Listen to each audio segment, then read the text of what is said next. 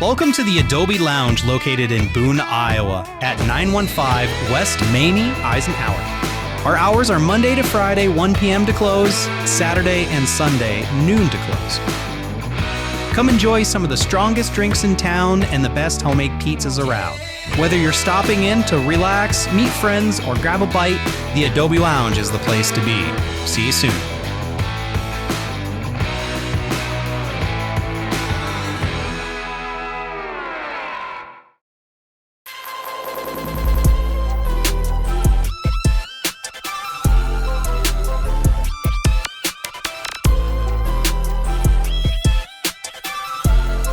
So Dylan Thornton chooses himself. Of course he does. Okay. One of the best, actually, frankly.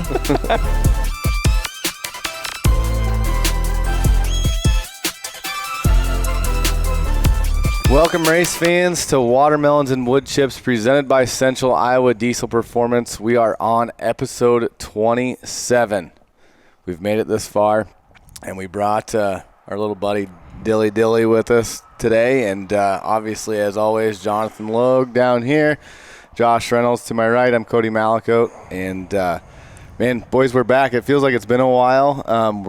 We're kind of getting back on getting to our race season schedule now. Yeah. We're getting to the close to the unknown of what's really going to happen. Yeah. We're like a week away. There's got to be some excitement in your blood. You know, you got to get behind the wheel a little bit on Saturday. You got to go back home. Scared you pussies right out of that challenge. That's what I'm saying. Well, that took less than a minute to bring up. We were slower than Tyler Pickett by 3-4 tenths for the first 3 sessions, and then cranked her up and still got beat by Thor Anderson. I'm thinking about it. You were leading that session until like the last couple laps. Until it went green, yeah. I think I think honestly what you mean by that too, the whole Tuesday thing, from what I've gathered, is like, oh no, today's Monday. So I think what you gather by that, not knowing what's going to happen, is your Mondays are probably going to be filled with fixing the fenders on this thing. They shouldn't be. You just told me you brought the best shocks built on the planet. You spent 4.5 hours on them. They're not body braces. Just saying.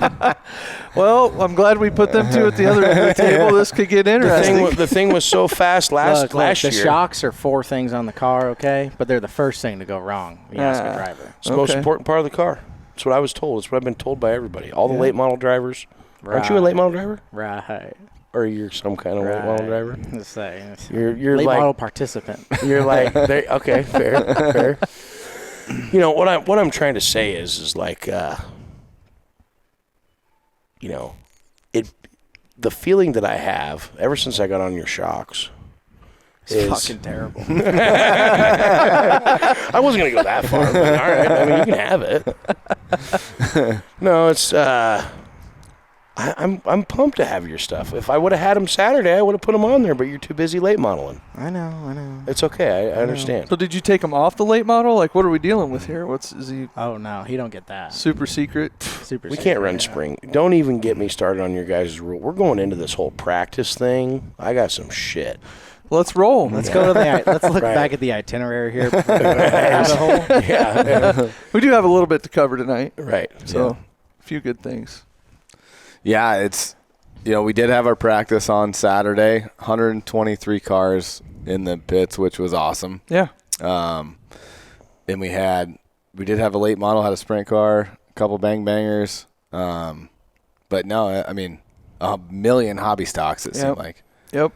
They all wanted laps, and they all got a pretty good amount, I think. I mean, as much as they could. They rolled them through pretty good. They did, one farm session in the middle? Yeah. I think. So. Yeah, because it was windy and, like it was getting dusty, and then they prepped it up again, and then, but I thought it went really well, and I don't think we had any transponder issues or anything like that, so guys could all see their times, and a lot of data to take from that, hopefully. Yeah. I kind of thought it was like when we got there, the wind was blowing. We got the new dirt on the track, right? First time on the track with the new dirt, which was awesome. But it was it was almost like a Super Nationals, 3 o'clock in the afternoon, stick it up the ass, dusty, Yeah, the old high pill day. Yeah. Like, High pill, high heat. it was Yeah. it was weird. We Them are talked. some of my favorites, actually. I like that. Well, and there's, we've seen, like Jimmy Gustin, we've seen him do that last year at Super National, start dead last in one of those last heat races and just rip around the top and go and put a straightaway on him and win that heat race. It's what it felt like. I mean, really. I mean, it's a tall task to do that, especially in the middle of the day, considering track condition, track position. But I was a little weirded out when we went out there, and it was like gravel roady kind of, like, because it was so dusty. Yeah, like the pits were wetter than the track. No, bud. That is the least amount of water I've ever seen in the pit area, and I was pissed because it dusted our trailers. And I'm like, I'm not going to say one word because everybody's bitched. And, Brian Ziem, who bitches about that, the overwatered pits, I mean, he didn't even show up. It would have been perfect for him. Todd Shute, too. Todd Shute. Yep. Yeah. He would have enjoyed it. I don't fly through the pits. I've almost hit people, not even. I've had a few moments in my life where I'm mad and fly through the pits, and I've learned from it. So now I don't either, and I really don't when it's going to leave these water stains on my hood, because the stuff in the pits, it leaves a stain, and it does not come off. Yeah. It drives you nuts. It does. It's terrible. It doesn't come off. I don't understand why. It just doesn't. You can wipe it off all you want at the racetrack, and like you'll still see little like dots. It's just the weirdest thing. At this point, it's probably not even dirt. It's probably just evaporated water, and it's the dust. That's what it is. I mean, Right. because imagine how many gallons of water has gone A lot. down on that pit lot. area. I bet it'd blow your mind. I mean, I don't know why we don't just get the paving truck out there. Yeah. Because then people would be bitching about their tires getting feathered in the pits or something stupid. No, what would happen if it was paved? You'd have sport mods cranking left and right to check to make sure their chain's hooked up way more than you already do. Yep. Because come Super Nationals time, as soon as a sport mod that's parked out on the, what would that be, the south side, right? Mm-hmm. So, like, yeah, south side. The moment they hit that concrete, like, by the pit stands, I mean, we're talking it's standard in first gear, just you gotta make sure the chain's hooked up and it's working. Because if it doesn't hike up, one of the two things is wrong: left rear shock's broken or the chain's not hooked up. One of the two. Right. They just have to do it. If they don't do it, it's like they're gonna suck. They got to test it out. It's actually like that's probably one of my biggest pet peeves in the world is watching a sport mod drive through the pits. You know what? You want to know what one of my new pet peeves is that I got? I just recently gained this pet peeve is when sport mods put on a better show than the frickin' modifieds. Wow. Can you explain that one to me, Dilly? But we saw that in Florida, right? We saw that in Florida, not one Wow. night, but 3 nights. And so you were a part of that. I can actually probably explain the Florida part pretty easily. Elaborate, please.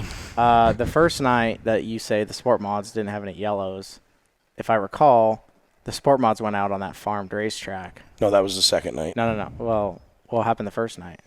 Was there a bunch of yellows? No, they just raced around the holes and put on a whale of a race. Well, I don't know. I mean, the sport mods are like, I don't know. It depends on where you go. Sometimes you see some pop dicks in a modified. I agree. So you're telling me that Florida, yeah. You're telling me No, it happens. that It happens. you're. Yeah, but hey, take it this way though. In Florida, are there sport mods? No. True. So Yeah. who traveled down to Florida to race their sport mod? That was a People- Midwest race. Yeah, That was a people that Midwest race, yeah, for sure. So a little different. For sure. A little different. Which very cool of all the people that did show up to support that. I was actually really surprised on some of the guys that showed up, and there was a lot of people that I'd never even heard of either. You know, but I think it's just kind of par for the course at any racetrack at any given time. I shot a double bogey You're right. you know, like there's so many times that from the that women's tee. can switch from, mods or sport mod. Shit, even the stock cars. I mean, any class really. It just Well, I felt think like Florida it, too. There was a lot of guys that had gone and raced for the first time without the brake floater, Yeah. and it's going to change a lot. You think so? Well, the sport mod's different. Without a brake floater and a sport mod only being 3-link, it enters the corner like a lot more forgiving. I feel like a 4-bar car without a brake floater entering the corner is nowhere near as forgiving. in my opinion. So do you think it'll help the mod guys that were originated in a sport mod that moved up? Do you think No, it'll bring not back? one chance. No. It's going to help the guys that are, like, in my opinion, that are confident and not scared. Like, I can't wait to go to Boone without a brake floater. I'm pumped for it. Yeah. That's. I was going to ask, does it change the way you drive? Yeah, because when I went to Arizona, I raced the Wild West Shootout for a week and a half or whatever it was, 10 days. And I had my underbar brake floater on there like I normally would have. And I took it off and put a solid clamp on for the IMCA stuff. And on practice night, I looked like a monkey fucking a football. Okay. I mean, it was like, whoa. Yeah. So, I mean, yeah. I mean, even the first 2 nights after winning, I told Kyle. I think I said it. I think it was the second night I said in the interview that was the biggest piece of shit I ever drove in the interview. And he was salty about it. I didn't mean it that way. It just didn't drive well. And I'm used to being able to, like, control how I want to drive in the corner and stuff like that. And having the throttle and the brakes don't do anything really other than slow you down at that point. So having your throttle and your wheel input meaning so much more, I was like, okay, now we got to relearn this. So does it, I mean, you've driven a mod for quite a while, and you had brake floater, I'm guessing. Yep. So would you say that it takes you back to make it more similar to one of these than old school? It's still different. It's still so much different. There's so much movement. Okay. You just can't control it like you could before with the brake floater. Right. I mean, like, what controls the left rear from going down is the pull bar pulling, which is your throttle position. So, like, take away the brakes, that's the only thing that controls where your rear end goes where it's supposed to be. So, how to dictate, like, how much to let out of the gas and when to turn. And, yeah, it's a lot. It was a lot more. Yeah. Okay. Well, it does make sense. I mean, because it did look like a full field of new guys, like, if you will. And I was kind of expecting for someone to kind of break through and just kind of drive away, and it just didn't happen. Like, that whole race was kind of like that. But by the last night at Deep South, it's like everybody just kind of calmed down a little bit. And that track's different, too. And I know they were bottom hunting at that race and all that. But, yeah, it's interesting. And I think I'll be interested to see the first night at Boone, what it's like. Yeah, the first night at Boone, I think, is going to be interesting. Yeah. For sure. Because that's a place where you're going to notice the biggest difference at a place like that, where you drive down the straightaway so straight for so long, and then you got to make a corner. Yep. Well, I mean, you can't drive into that corner without lifting out of the gas at all, like, obviously. I mean, you could, but it's not going to be very fast. So to actually, like, control yourself of all 3 things to do is brakes, gas, and turning at the same time to keep the car where it needs to be to complete the corner is going to be interesting. Yeah. I'm ready for it. After seeing practice, like, it just got me jacked up to see some cars go racing. Yeah, I kind of thought that I'd be a little more jacked up like when we were in Florida. But, like, actually taking my car and going and, you know. But then, like, 15 after the first session, we're laying around, rolling around in the 40-mile-an-hour winds and the unwatered pits and no food and drink or water. Like, I just wanted to be... Felt like he's in the desert. I actually just wanted to join all the bitchers on Facebook bitching about a $30 goddamn pit pass when you can't even go to Dairy Queen for $17 anymore. I mean, so to spend $30 and go out and watch some guys rip around and check out all the new cars, like, people pay more than that to go to car shows. Oh, yeah. So I actually paid $180. You did. I witnessed that. Because, you know, on one of our new credit card machines. Right. Yeah. Yeah. I was all worried about it. We get ready to leave here, and I'm like, oh, shit, I don't have any cash. So I got this new channel on my phone. Secret channel. I'm like, hey, bud, you got a notarize? Yeah. Got the credit card? Yep. I'm like, man. Yep. I was all against it, but, I mean, it was kind of cool on Saturday, just being honest. Yeah, you heard it, and that is video proof, by the way. But, it was exciting. I mean, and really the wind, it was bad enough you had to have 2 people on your stock car hoods because it'd catch wind real quick, you know. But it was cool to see a lot of people that you normally see on a weekly show that you don't get to see all the time. And there were some new people there. I never did talk to any of them, but I'm saying, like, the sprint car and the late model and, like, I mean, When's the last time we seen a non-wing sprint car? Or did they have a wing on it? They didn't have a wing on it. Yeah, he did. He did? Yeah, it was Vanderplug. Okay. Yep. Yeah. So it's like, he had a top hat. yeah, right. Yeah. There's a late He model. did. There's a late model there. Yep. There was. Who Yeah. was there? I don't know, but they were turning faster lap times than you were at Friendship Speedway. Well, I mean, completely different racetrack, so I'd imagine. Oh, was it?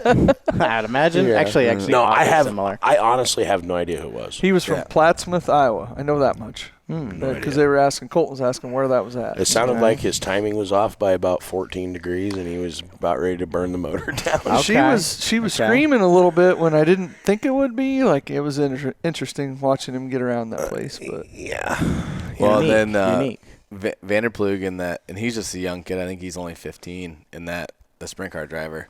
I was talking to his dad, Eric, who raced all kinds of stuff and raced at Knoxville and whatever. And he's like, yeah, it's awesome to come practice because he can't go to Knoxville until he turns 16 in June. So they got to find places to race, and they race with that Sprint King series. And I think they do maybe some of the Race Saver stuff if whatever's close. But yeah, he goes out there in the first corner and rips into there, and then drives it all the way to the top and spins it out, and then he just stays in the hammer, and he's probably 6 inches away from the wall and whips that thing around somehow and just keeps it going. Like, I thought the tail tank was going to eat concrete.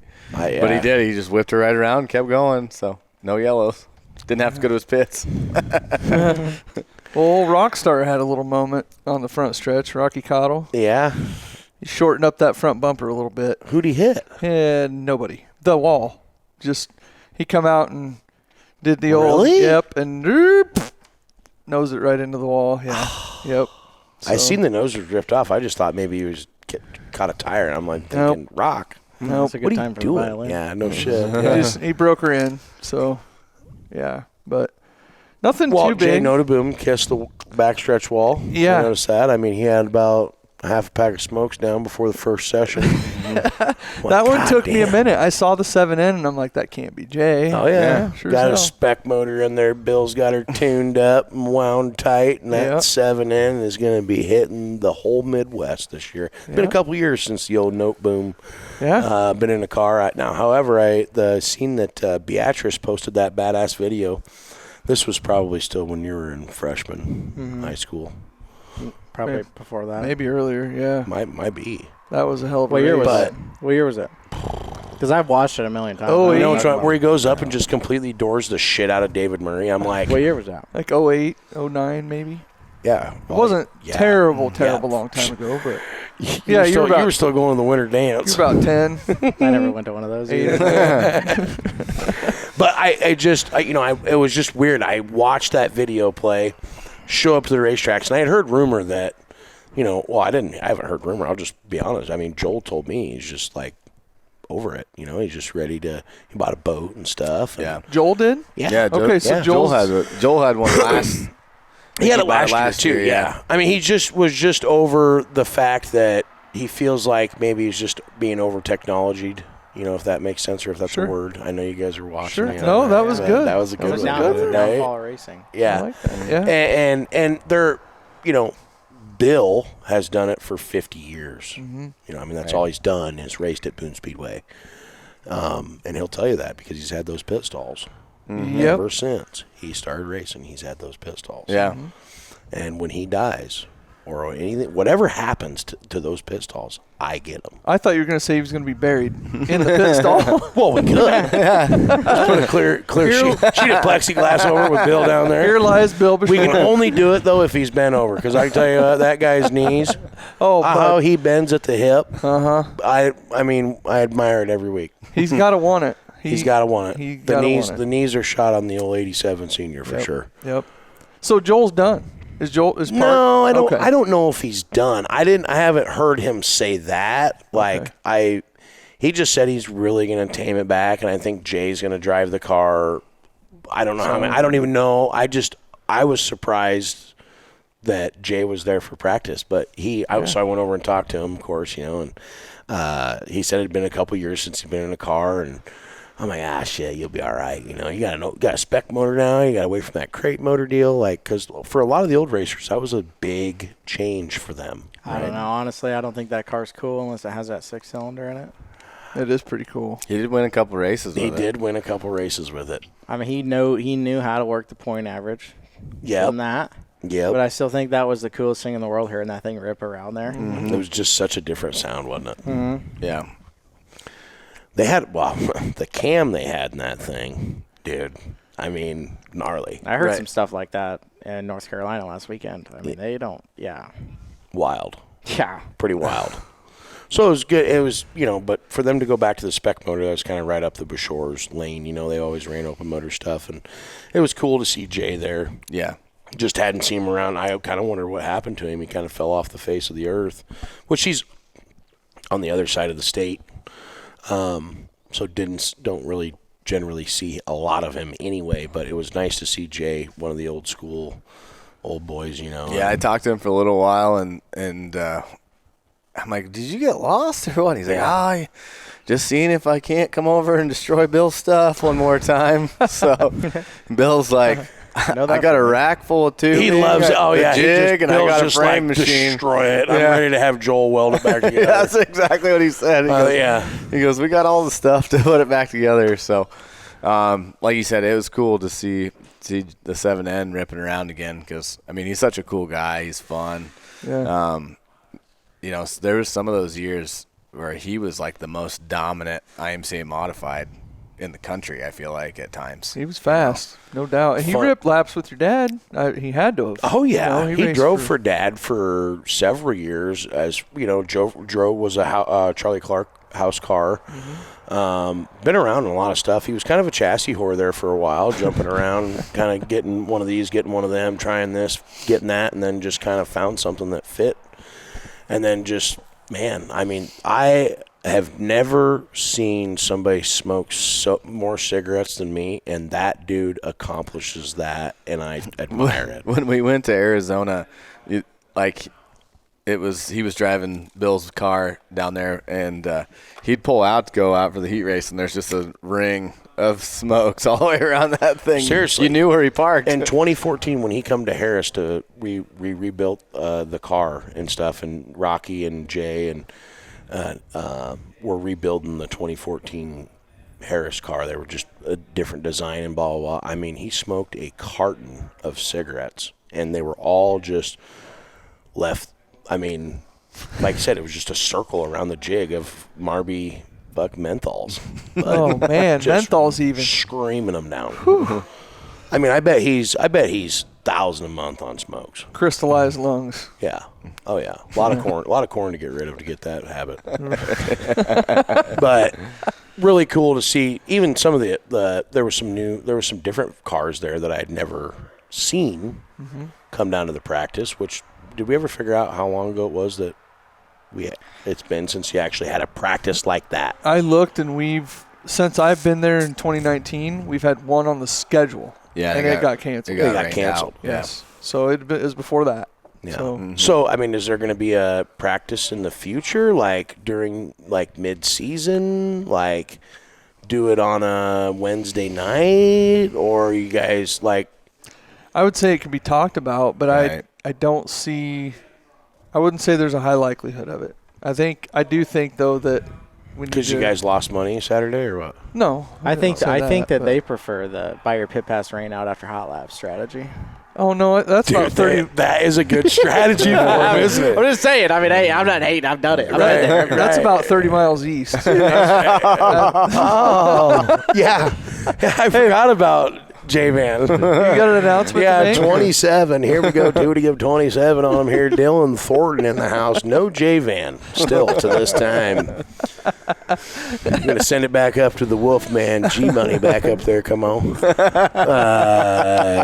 can talk about our visitor. We don't have to do it right now, but right. I mean, this has been. It's been a day. Really, yeah. But we need to go to break on that. That's probably a good idea. We need to settle in on break. We're probably a good idea. 23 here. 27 in. I don't think Jonathan sent it to a break yet. Yeah, go ahead. Send it to a break. We're here with Dylan Thornton on watermelons and wood chips. We'll bring it back to you after the break. Central Iowa Diesel Performance is a full-service preventative maintenance and truck repair center in Ames, Iowa. While they specialize in high-performance applications, they can do fleet repair, engine maintenance, transmission repair, or things such as brakes and electrical. Anything diesel truck related, Central Iowa Diesel Performance is your go-to shop. Check them out at www.centraliowadieselperformance.com. At Moffitt's Ford, it's not just about selling cars. It's about taking care of our neighbors. For generations, families have trusted us for reliable vehicles, honest pricing, and service that feels like home. Whether it's a dependable F-150, a safe and spacious Explorer, or your next pre-owned vehicle, we're here to help you find the right fit. And long after you drive off the lot, we're still here with expert service you can count on. Stop by and see us today. Moffitt's Ford, home of the million-mile warranty. Welcome back, race fans. Watermelons and Woodchips presented by Central Iowa Diesel Performance. They deleted my truck.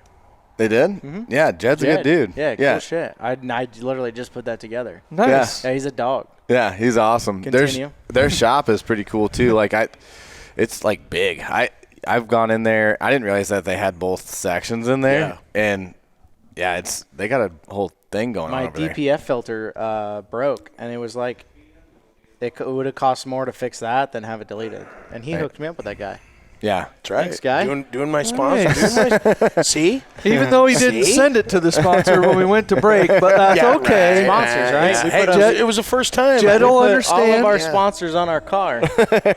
Are they all on there, John? Yeah, CPD, Myers family. Listen, you put Bill Jones. Keach Photography on here and not me. Richard Keach Photography and not me. Bud, he sends me like 400 pics a year. He posts them on Facebook. Yeah, I know. Are they clean pics? Yeah, Okay. they're clean. All right. Yeah, That's cool. They're real clean. Okay, continue. Hey, can I just talk for a second about the little back and forth with Dylan and 5-time over there? That was fucking awesome, by the way. Just saying. Dude, he 5 times got me covered on 5, but he ain't got shit on the 3 and 2 years. Okay. All right. But like Dad said, what do we get? He was racing against Curtis Glover and Go ahead, back him up. Go ahead. Who was the other guy? Who was the guy that got in the altercation? Oh, on that the was highway? awesome. Yeah, that was Travis Denning, and I honestly don't even know the other guy's name. Road rage. Yeah, they ran into each other leaving the racetrack. Leaving the Yeah, racetrack. they wrecked on the track and off the track. I forgot all about that. It was Right. Facebook famous. Yes. You did pass Dumper, I guess. He was crying. Dumper was? Yeah. And then that Wade says to him, like, "Are you crying?" I'm not kidding. He was teared up. Well, it was just another rubber down racetrack. He At wasn't in that the rubber. point. Yeah, we know that. We know you're real. So you don't like the rubber? You're a raw dog guy? I actually suck in the rubber. I'm awful in the rubber. Same. I'm terrible in the rubber. Same. Never too cared tight. for it.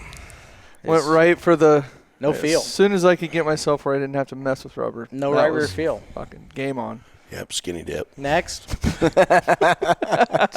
Well, hey, now that we've dove into Dylan's career, Dylan. Go ahead. Lead into that. You came from way out west. Orkrit? Is it Orkit? Some super long state named California. I would ask you if you're a Democrat, but I think I know the answer to that. Yes. Okay. I love that one. Second, how'd you get started in racing? Well, my dad always raced. And I was never really, I don't remember when my parents were together when he raced, but when they split up, he still raced, and we would go over to his house on weekends and stuff and go to the races to watch. And it was actually funny. I was in North Carolina last weekend, which is where he lives, in Mooresville, and I asked him, or some kid was going around getting autographs, and he asked me when I started racing, and I was like, I don't know. And I actually texted him, and he told me, I think I was, I'd look, but I think he said I got to look now. How old I was my first go-kart race. He just texted me this. I was 6 years old. It was in 07. My first go-kart race. Born in 01. Born in 01. We were a year out of high school, man, bud. We were surfing. Yeah. We were skinny dipping back in the day. It wasn't on go-kart. It wasn't the same go-kart racing that kids see out here, though. Like, the only go-kart track was a road course at the airport that was close. So I did that for a few years, and then the dirt track, my home track, Santa Maria Speedway, Chris Kearns put a dirt track on it, or in the infield, and it was like dirt go-karts, but it wasn't like go-karts on dirt out here. It was like you had grooved up tires and like you get a little sideways, and it wasn't like out here where you just kind of just drive around there wide open and lean your head left and turn in the corner. Mm-hmm. It was not like that kind of dirt go-kart racing, but I did that till I was 14. No kidding. Really? Yeah. Oh, wow. So not very much, though. Not like a lot a year. It was very, very, I would say, very minimal compared to what people would probably think. So did you get out of a go-kart, go right into a modified, or how? Or no. What was the next step? So you couldn't race. So in California, the only IMCA classes was modified, and sport mods were like a few years in out there, and that was it for IMCA. The hobby stocks were Morphidite, whatever, factory stocks, some other class, and all this stuff, and then they had 4 cylinders. And my grandpa, on my 14th birthday, my grandpa, which was my dad's dad, he bought me my first race car. It was a Ford Pinto. Hell yes. So on my 14th birthday, my daddy texted me the night before or something and said he was going to pick me up, and we were going to go to Ventura to pick this car up. It was for an Enduro that they were having at the end of the year. So what he told me, it was an Enduro car, and I had to go. And I was like, at that time, I just loved everything racing. So I was like, hell yeah, what time are you picking me up? You know, and he picked me up, and we went down there real early in the morning. It was probably like 8 or 9 that we got there. And I saw that sitting there, and as soon as I saw it, I knew what it was. I knew that it was a 4-cylinder car for me, and I was just jacked. And we loaded it up on the trailer. He loaded it up, actually, because it had a clutch and everything. I've never used such a thing. And it was literally on my birthday. And we leave there, and I was like looking online, and I was like, hey, you realize that, you know, they're called mini stocks. I was like, you know, mini stocks race tonight at Santa Maria, right? And he's like, yeah. He goes, I don't know, though. You know, you just never done it. And I was like, come on. Like, let's do it. Come on. And he was like, all right. Like, we'll see. And which is a classic of my dad. He'd never tell me yes or no. And we get back to his house, and it's probably like 10 or 11 in the morning. And we were putting lug nuts behind the seat to space it forward. And so I fit in it, and so I could at least reach the pedals. And somehow I convinced him to let me race that night, which I still don't know how, because knowing my dad, he was not about it. And we get to the track early, which in California at the time, showing up to the track at 2:30 was pretty normal, which I've learned is the most outrageous thing in the world. But we're there like 2:30, and I'm driving around the pits of the racetrack learning how to use a clutch. Like, I about smoked the starter on this thing, turning it on and off so many times, trying to move. And it's so funny. I say almost. I should have won that night. I passed this guy for the lead that has raced mini stock since I was a little kid in the stands. I passed him for the lead, and we go into the next corner with like 5 to go, and he wrecks us both. Wasn't about to get beat by a kid, huh? I don't know what happened. It was so long ago, I honestly don't remember the story, but he wrecked us both. And I was pissed.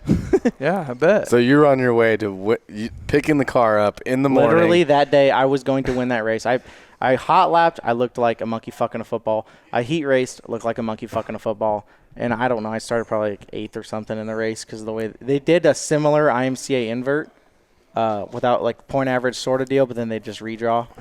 And I think I started 8th or around there. And I was passing this guy for the lead because it finally slicked off and he could just drive like like a go-kart, nice and slow. And yeah, I was mad.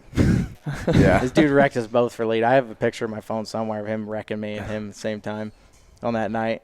Oh man, but that's like a cool story. It's cool to hear like the origin stories of people, right? Like that's awesome. Like racing for me, what I grew up racing is not what racing is for me now. Right. Like that year, I ran 3 total mini stock races, and that was the end of the season. It was August, and that was the end of the season. There was 3 races left, and the next year was like I ran the full season, and it was maybe 12 shows. Oh, okay. Maybe. Right. Well, it just goes to a different part of the country and racing. Right, Like yeah. we talked about that a few times on the show. It's like the South was way behind what everybody was doing up here. It's kind of like the East Coast late model shit is so much further ahead because it's close to the NASCAR stuff and UMP and the big dog late model shit. It's just like they're a year ahead of what we're doing here in the Midwest. In the Midwest, there's so much racing going on.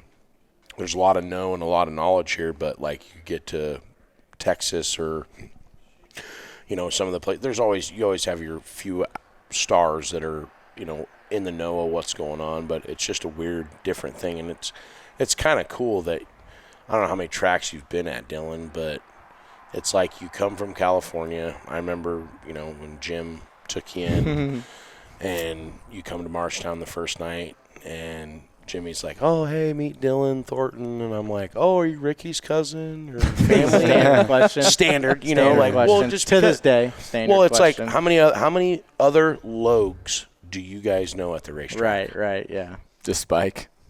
You know what I mean? Yeah. You know what I mean? You know what I mean? So it's Like like a dog. So when that. you hear, it's like, so when you hear, like if you hear a Smith, you almost, unless you know them personally, you're almost like, oh, are you related to the Smiths that are good in racing, But to come from California, come out here to Iowa, why did you do that?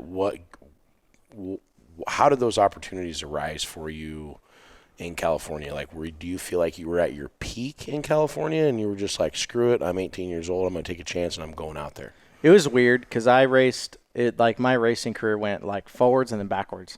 Like I raced 4 cylinders that next year, and I won quite a few races in the championship and whatever. Then like the very next year after that, so what would have been my second quote unquote full year racing, my dad doesn't have the pot to piss in, just like I don't, and he had this sport mod that he traded his hobby stock for because he was driving a street stock for another guy, so he didn't really need his hobby stock, and he had this sport mod. And it was a pile of junk. I mean, it was an 09 car at the time, had a metric clip on it, if it tells you how old it is. Yeah. And somehow it came about to where he raced it a few times, and then I got to race it a few times. And then the guy he drove a street stock for was kind of tired of owning street stocks, and he was trying to revive late models in California. So this guy, I don't even know why to this day, his name is Mark Blackford, and he let me drive one of his late models. So from a 4-cylinder, the next year I drove this sport mod probably 8 times, and I drove this other guy's late model probably 8 times, and it was a full season race for me, right?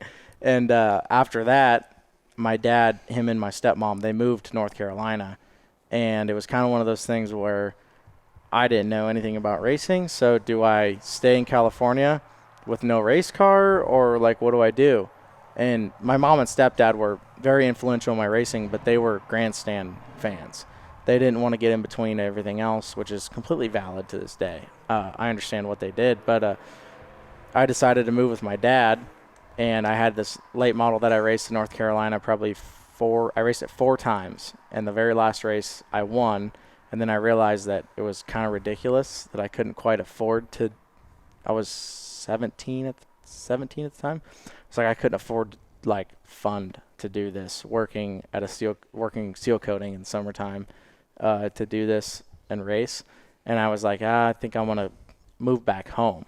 So I sold the late model stuff because me and my uncle, Salty's Barbecue, has been very influential in my program. He owned the car, then I kind of own the engines and stuff, and sort of a weird deal. And we sold all that, and on the way home, I found a modified to buy turnkey in California. So in 2018.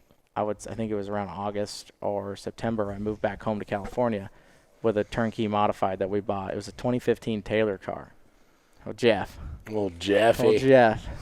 And we bought that turnkey, and I raced with that for the end of 2018 and through 2019 and stuff like that. And by the end of 2019, I worked for my stepdad's electric motor shop, and I was sending, I would say around springtime, I decided to buy a new car from Clay Daly and Evo, and I was sending Clay everything on my paychecks every week besides like $150, and that covered my gas to drive to Clay's house every weekend to work for him. to build a new car, and I built it. And by the end of 2019, I raced it a few times, and we went to Vegas that year. And at that time in 2019, the only people that had really gone to Iowa was Colin. He came out here for however long, but Ethan and Cody were known to come to Iowa for the summer. And I was like, that's badass. I want to do that. Like, I saw what they were as racers because I've watched Ethan race since I was a little kid, and I've watched Cody race since I was a little kid. So I saw what they became, and I was like, that's badass. I want to do that. And after Vegas that year, we almost made the show, and I won their Young Guns race at the time. I think that was probably the last year that IMCA had that race. And I was like, I want to do this for a summer. I told my uncle, and he was like, that'd be cool, you know. And I convinced my mom and my stepdad to let me take. It was originally supposed to be the end of April or mid-April through Super Nationals off, and then COVID hit, which was actually my saving grace because, like I said, I have a pot to piss in. So I was able to save up money from COVID hitting in March or so, and through the beginning of May, I think it was, when I finally left and came to Iowa. I was able to save up an absolute pile of money, which ended up being what I spent on all my wrecked parts. Hold on. Before you go into that further, I borrowed a trailer. Jimmy Guston. Yeah, I met Jimmy on iRacing. So I was planning on coming to Iowa for summer, and Clay kept telling me that he'd find me a place to go. And, nothing really came about that he would find me a shop to work out of when I came out. And we were playing iRacing because it was COVID, nothing else to do. And I met Jimmy on iRacing. And Scott Fitzpatrick told him that I wanted to come to Iowa for a summer. You should let this guy come and stay at your place. And I was like, I laughed about it. I was like, there's no way, you know, he would want to like have that happen. Like, there's no way. And Jimmy texted me and asked if I was serious, and I was like, yeah, I really am. Like, what do you think? And he was all about it. And so we literally had never met in person, and I drove out to Iowa, and I met him for the first time in person. Now, granted, we talked on the phone and stuff like that, obviously, and learned a little bit about each other. But really, honestly, as an 18-year-old kid, not enough. Right. And it's like a real-life episode of Catfish we got going on here, folks. Not really, but, I mean, it wasn't bad. I mean, obviously, I knew who Jimmy Guston was, but he didn't know who I was. And, I came out there, and I met him in person that night, and that I got there. And the next day, I think I went racing. But I stayed at his place for the whole summer. Was he disappointed that you weren't from, like, south of the border, California? No. Because you did a lot of concrete work for him, right? No, not very many. I worked for him a couple times. Okay. But I didn't do very much concrete work. It was just a couple times. But gotcha. No, it was very interesting. It came out completely out of the blue. Very, very, very random. That is wild. Not Jimmy, how I thought that story would go. I knew that. Yeah. I knew that because. And you never told us? Jeez. I mean. He's got his own secret channel. Yeah, that's right. But yeah, no, I don't think a lot of people knew that, Dill. No. That, you know, how that all conspired and how the whole Jimmy thing come about. And you know, I remember, like, when Dylan first showed up, like, he was, like, we've talked about the Tim Ward thing. Not comparing you to Tim Ward, but when Tim Ward moved up here, was a few years before you got here, and he came in on the wrecker every goddamn night. Dylan was the same way. And like I said, the record driver knew where I was parked. Right. Like, it got to the point where at some point early in the season, you're like, I don't know if I'm going to make it all summer. Yeah. You remember? I remember those conversations, and like I had 4 wheels. Just 4? 4 wheels, and they were on the car. And like 5 tires, 6 maybe. There's probably a couple tires on the rack. I mean, I hadn't like blown. This is 6 years ago. So this would have been 2020. Yeah. This is 6 years ago, and we're staring at a 3-time Super Nationals champion. Folks, are you paying attention? Right. Because Nobody knows. This is a story, dude. Right. This is awesome. By September, by Super Nationals time, I was broke. I had no money left to race because I had left with a small nest egg, and my mom, she's a G, so she got me on unemployment when I left. Milked that, you know. California. She's a G. All right. She's a G. All right. That didn't last long. But no, I was out of money. I mean, there was a few people here and there that helped me out throughout the summer. Jimmy, one of them. But yeah, I still remember a time. I think I was going racing at Marshalltown, and I had the 4 wheels that were on my car that were raceable. Wow. Damn. That's wild.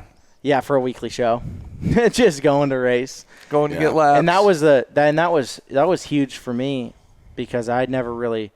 A lot of people don't understand what racing really is. And that was racing. That was racing night in and night out, week in and week out. And for me, the way I grew up, every March, the schedule would come out for my home track. And it's like, oh, you got to go pick through and see what weekends you race. You may race one weekend in April, and then you race 2 weekends in May, and then you may not race the whole month of June, depending on how it was always all mixed matched. You just didn't know.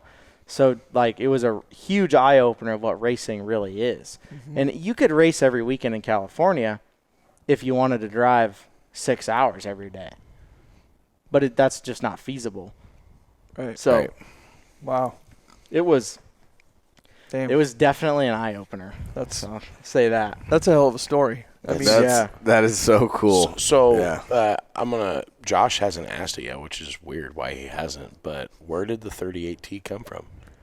So that was my dad's number was 38T, and I really liked it because once I started to got a little older and realized that how many people don't have the number 38, I thought it was cool.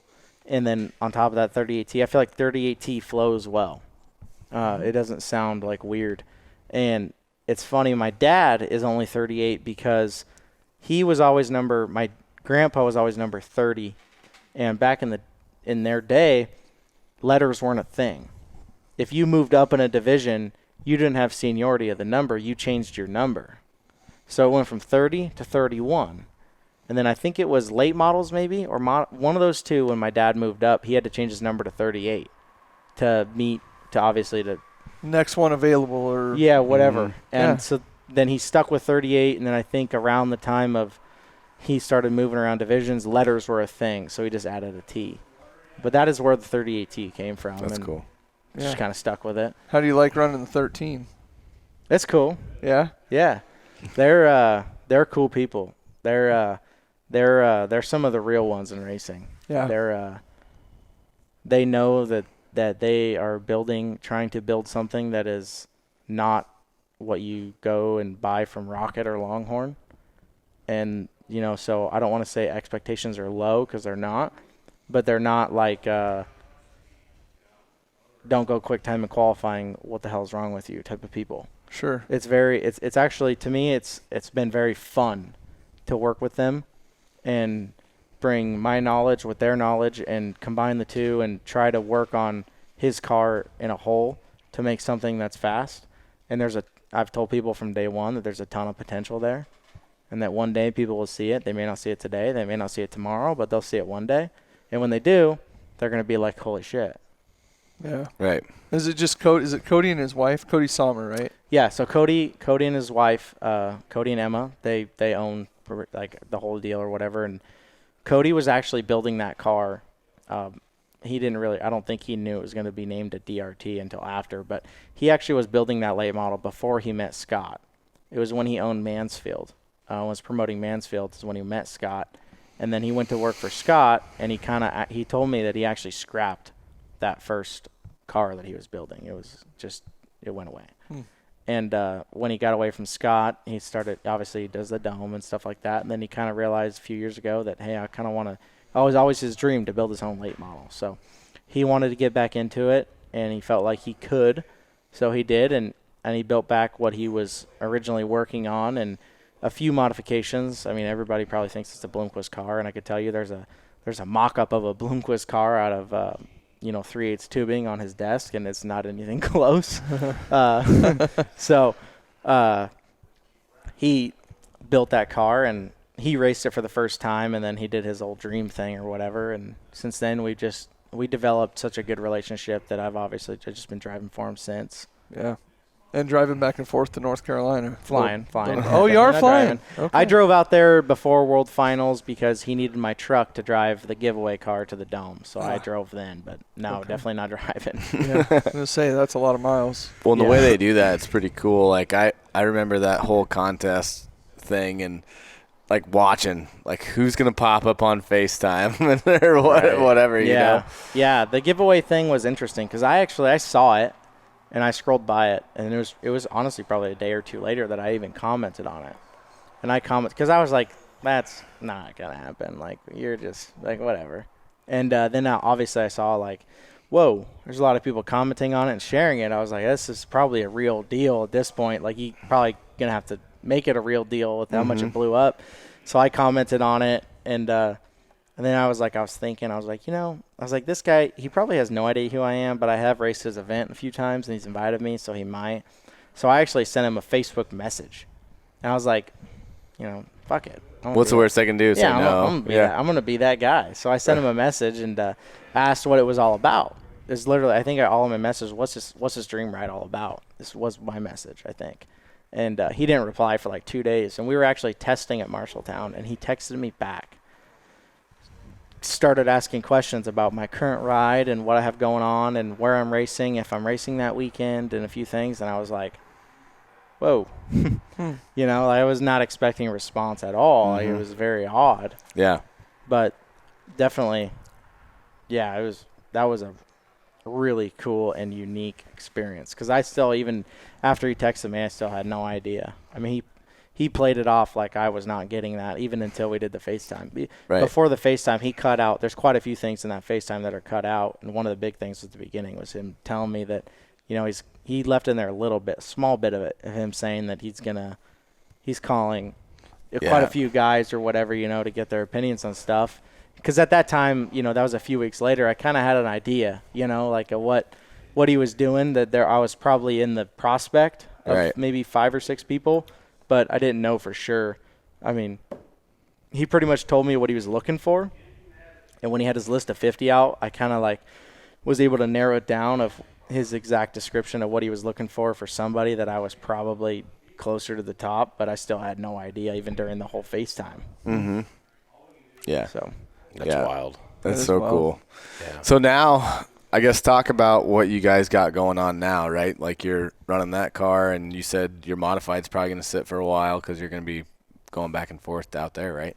Well, yeah, his deal is not – my modified is going to sit mainly because I'm racing the Kai car again. Like I have last 3 years or 2 years. This is the 3rd year with them, and they're an absolutely fantastic family to drive for.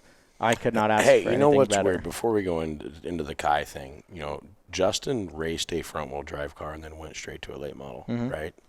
Yeah. And there's some similarity there. That is interesting. I actually guess I've never thought about that, but that's very interesting. That's why I'm in management, and that's why you're an employee. Noted. But that is interesting because it is very – I mean, I'm just saying, I've been a Justin Kai fan because of that. Mm-hmm. Yeah. And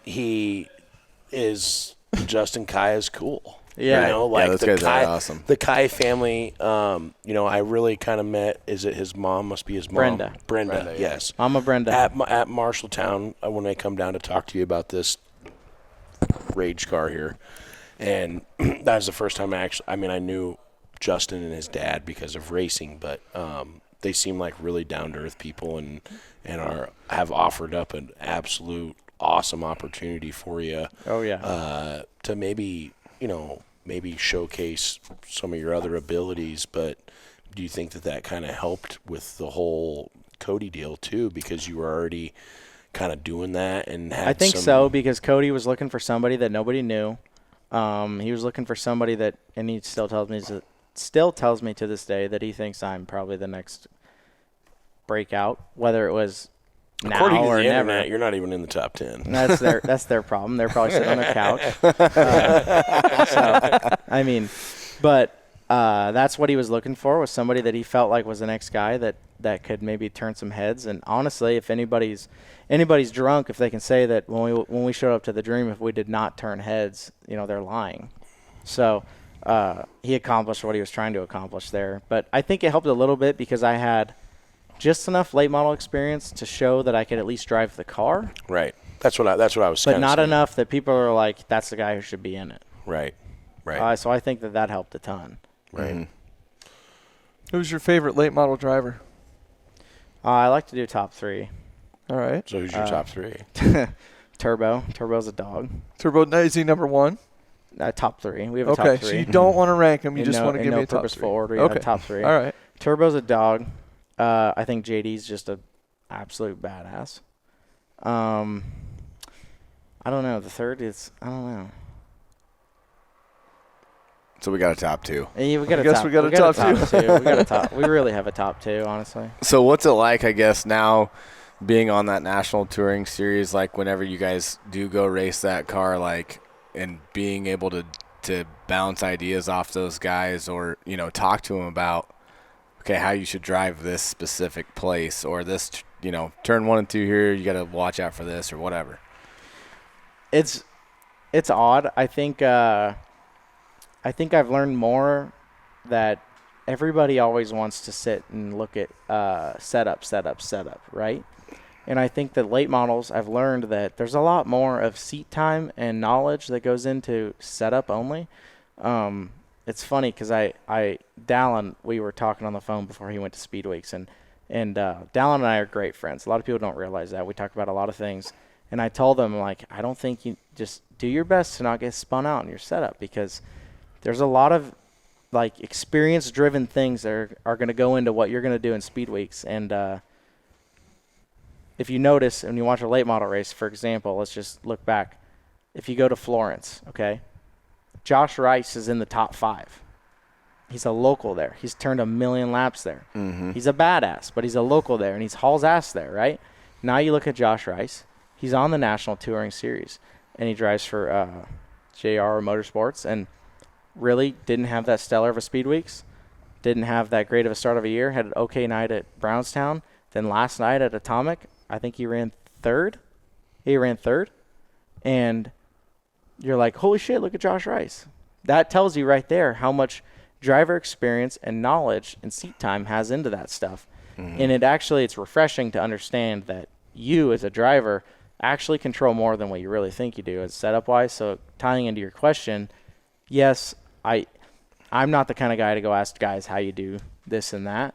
You kind of want to figure it out. Right. But it definitely is huge on a lot of things. I don't see how that cued violin. I don't know how it cued either. I've been pushing on it for a half hour. Sorry, but it's huge. It's huge when you go to certain places. Like we're supposed to go to Maquoketa this weekend, and I've ran there 1 million times, and I look forward to it. Yeah. When we go to somewhere that I've never been to, not so much. You know, it takes. I watch a lot of video. I try to learn as much as I can, watching on the internet. But there's definitely a lot that goes into that. Right. So we talked about your favorite late model drivers. What's your favorite racetrack? Similar deal here. We'll do a top 3. Are we gonna get in 3 no or particular 2? order? Honestly, you might get 5. Okay. In no particular order. We're gonna say Boone Speedway. If people haven't figured that out. I kind of figured you'd liked it here. I used to say Marshalltown until Jerry was running the track prep. So that's kind of like a Pachow! that deserves the hey, play the violin. Yeah. That's the violin. I feel like that. But no, that's like no. You give me that. It's like Balin, the girl that's got Tretch. Like, God damn. You know. Honestly, I will say that violin. It's funny no matter what. Yeah. It sucks. Nothing against Jerry, but it's really all against Jerry. But Marshalltown's probably an honorable mention these days. Tipton's in there. Okay. Cedar Lake. I love Cedar Lake. Heard they have good cheese curds. I've heard that. Actually, Cedar Lake has really good concessions all around. All right. Really good hamburgers, honestly. All right. And I don't eat track concessions, but it's pretty good. All right. I would say, honestly, that's 2. That's 4. No. Boone, Marshalltown, Tipton, and Cedar Yeah, Lake. but Yeah, that's Marshalltown's an 4. honorable mention, so that's 3. Changing Farmer City was pretty cool. And I'm going to tell Okay. you, when we go to Fairbury this year, Fairbury's going to be in there, but it's not yet because I haven't been there. Right. Mm-hmm. I I don't know. Now I'm kind of spun out, honestly. Any track you absolutely dread to go to? Marshalltown. Honorable mention? Dead last. Marshalltown. I've never been any good at Deer Creek. So Deer Creek's probably on there. Ones that I'm like, not too sure about that. Except for a late model. I was pretty good there in a late model, but that's it. Anything else, terrible. I guess I did win a big stock car race there, too. Yeah, a little bit. Is there anything about those tracks, though, that makes you want to go back just to get better at them? Do you ever think about that? Yeah. When you suck somewhere, I'm going to be like, why do I suck here? And it's usually me. Yeah. I'm driving like a pussy. So want to figure that out. I've heard Jonathan say that a couple times. About himself, not about you. Honestly, probably like a few tracks that I just absolutely hate. Independence is one of them. It's never any good. And it has nothing to do with whoever preps it. Nothing. It just sucks. Well, I will say that I went up there 2 years ago when the World of Outlaws were there, just because the World of Outlaws were there and they were having stock cars. Set the fastest lap, won the heat race by a straightaway, and then started 4th and drove straight back to like 20th. Parachute out. Shot Terrible. Problem. Terrible. My fault. No, it wasn't a shot guy then. Denny was doing my shit, so it was all right. It was average. But no, what I'm saying is they added all that new dirt. Have you raced on it since they added the new dirt? Because there's people. Which time? Well, I'm just saying some of my buddies that raced there, and they said that since they put that new dirt on, it's not as sandy and shitty, and it's been a lot racier. But I haven't raced on it since they've done that. So I'm not a big fan of Davenport either. Everybody raves about Davenport. Not a big fan. I've only raced there once. Not a big fan. Ran I don't third. know. I don't really hate places. I like racing, so. Yeah. Sure. That's a tough one. Yeah, I don't think that there's been a track where there's been a ton of tracks where I'm like, I'm not coming back, and then I'll be there 2 weeks later. Yep, That's every usual. racer, I swear. I think there's one about 2 miles away from here. Yeah. No, I know that I'm gonna Have be you there. never said that there, though? I Yeah. bet you have. No. Really? But I don't think I ever have. No. Really? All right. Well, I might take that. The last time he was there, because I have not lost a race there since Super Nationals. Yeah, I know. The one race that I've gone to. I mean, you went and you came over and you're like, man, I fucking love this place. Like it was the Frostbuster and the Salute to Veterans race. Yeah. Haven't lost a race there since Super. It was Nationals. Frostbusters, So you got to salute to vets. Yeah, that was the only one I've ever had. Yeah. How was that? That's pretty cool. Huh? That was cool. Yeah, because they give out a really cool trophy. Yeah. That wood engraved deal. Mm-hmm. Yeah, I don't know. was You look cool. up there. Jonathan's got a couple up There's a there. couple sitting up there. Yeah, I do have a couple of those. Yeah. Pretty badass. Like the Tornado got one of them too down at Greenfield. The first one I won at Boone was the boots and the hat. Which one did you get? Mine. Is it the machine gun? No, that machine gun one's cool. Mine is I don't know. Now that you say that. That was the one I won in Algona. I don't know what mine is. I was honestly kind of bummed. I thought we won that rifle. Oh, the one that they give away. I thought we got that. That was Yeah. sweet. I wanted that. I actually broke the liquor bottle they gave you I broke it last year. I didn't realize it Did until you drink any? No, it was like 2 weeks later. I saw this bottle broken, and I was like, oh no. Well, like where the trophies go in the shop, it's very condensed nowadays. There's not enough room, and it must have fallen. Need a bigger shop. Need a bigger shop. Yeah. John? Yeah. Right. We're working on the trophy shelf. Don't worry. You might have a chance with him. Yeah. That. He likes trophies. He likes trophies. Yeah. I thought you were gonna say he likes Dylan, but He does the like little Dylan. going. No, he back and does forth like there. he does Yeah. like Dylan. Even though he's not going to tell Dylan that. No. Well, No. he told Dylan that when he No. was like, "Well, I'm 5-time." Dylan gave him one That was him 3-time. telling him, "I do like you." Yeah, that was Okay. most definitely. Yeah. Sean tolerates me. Yeah. That's all you can ask for sometimes. Yeah. So we're going into this whole late model thing, since we're in it, and you have the success that you do, and you're modified. What kind of? Is the modified harder to drive than the late model?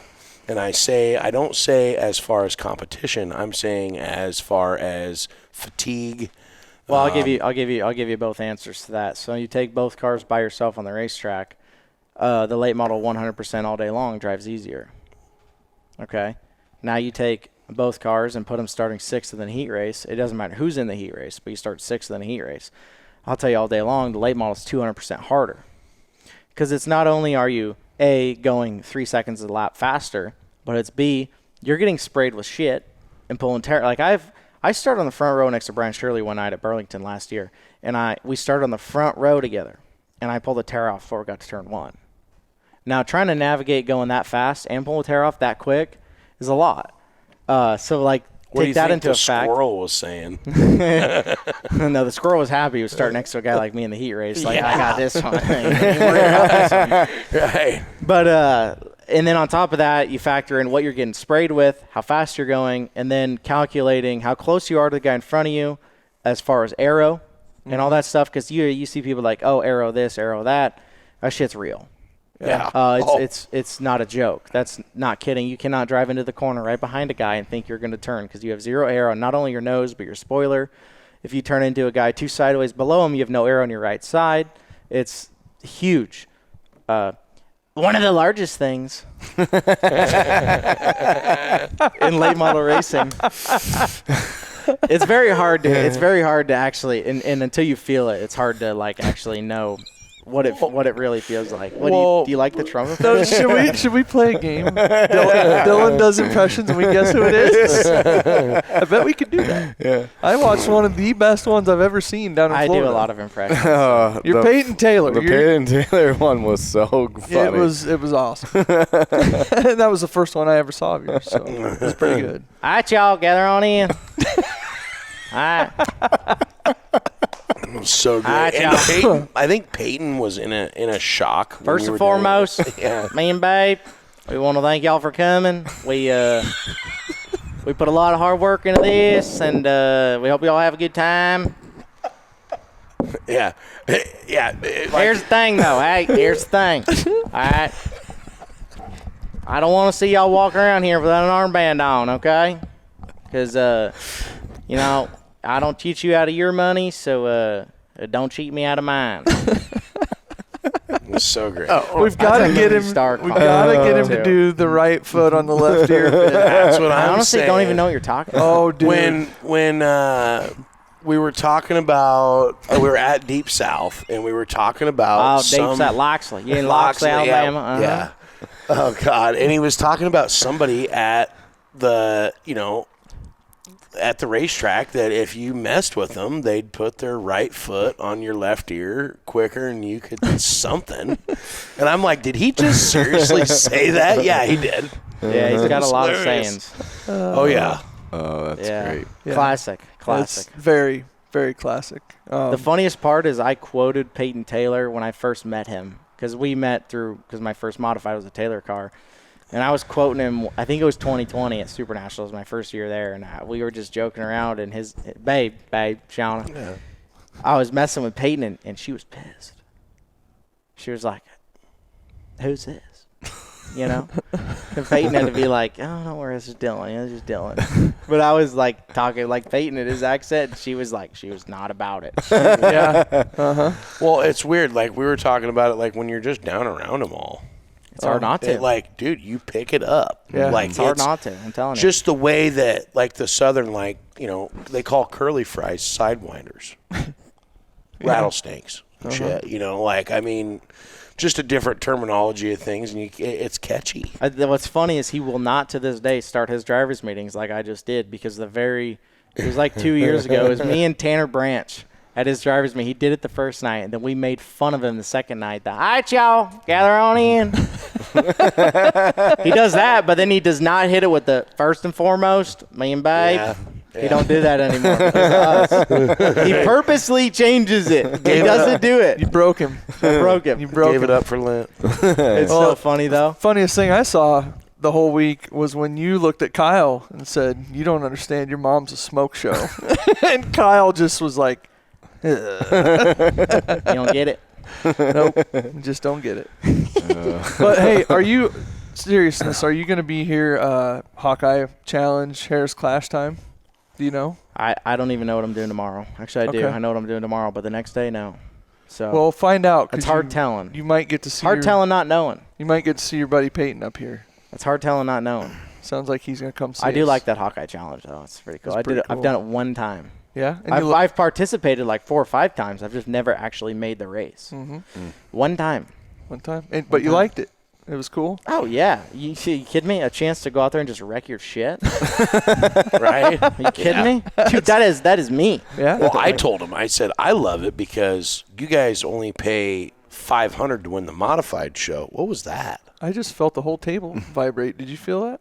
Was it your phone? No, the table moved. No, something. It's not that deep. So Anyway, go I ahead. told the guys, I like it because you pay $500 to win the modified class and it's 24 cars. You pay $500 to win the Hawkeye Challenge and you're racing 3 cars. I thought it was 1,000, but If you win the overall. Overall. Yeah, So it's $500 per class. class, and then another $500 for the overall. Yep. So I'm like, your odds are way all I know better. is the one year that I ran it, me and Jeremy Mills threw sliders on each other like we were the only cars on the racetrack. I swear, almost the entire time. Yeah. And it was probably some of the most fun I've had. Like, we're throwing sliders on each other, and then the sprint car goes by, just, meow. We're like, okay, let's wait a corner till the next one. Like, Yeah, Yeah. you guys better look out because Jeremy Mills was setting lap track records He was scooting. Saturday at the Annie's geared up to do some double legging. There's some shit going. Him and Sourman. I mean, Yeah. Fitz. There's some. Can't wait. There's some shit that's going to be going down. You're going to have to catch it on the fly since you're going to be ripping around the whole country racing that late model. You can watch it on IMCA TV. yeah, could. for only $28.99 an arm a night. $29.99. And an arm a Maybe. night. I don't know about the arm, but Yeah, it's part of it. something like that. Hey, it's a good cut. It goes for. It's usually good. it's good to get great That's costs. cheap entertainment. Cheap entertainment. $30. Oh, we're not supposed to hate on that? All right, my bad. Nobody. No, you appreciates can hate on it all you want. I mean, it's, Well, as a matter of fact, we have a disclaimer on our show now. It's usually on my VC box for free. If it's on there, I watch it. Okay, there you go. there you go. Yeah, B-Dog might be listening. So we did find out that people do listen to this podcast out in the world, and it ruffled some feathers. So, Scary. a little bit, but you know what? Not really, because what's going to happen? Keyboard right? warrior. You know, This is- you know what Roman Pierce says in Too Fast, Too Furious? Don't drop the soap, big homie. Right.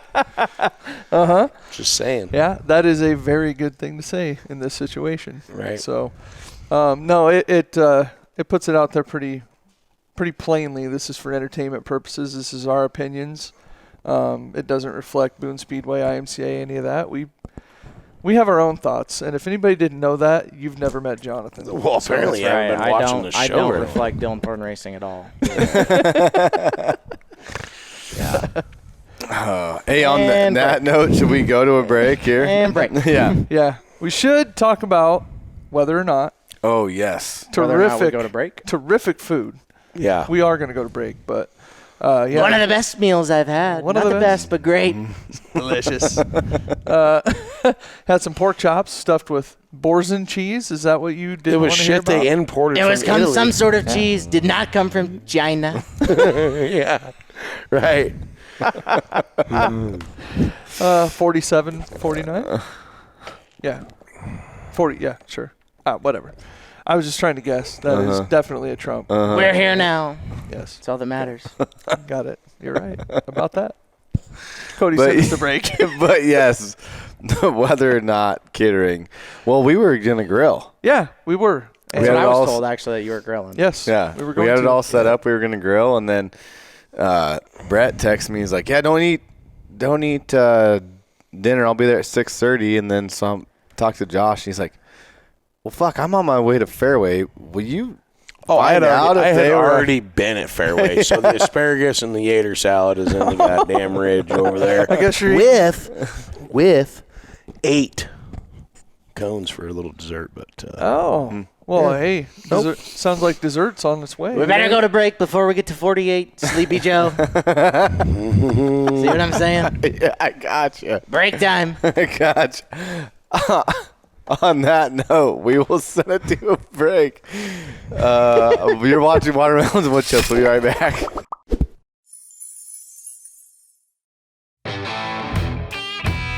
Welcome to the Adobe Lounge located in Boone, Iowa at 915 West Maney, Eisenhower.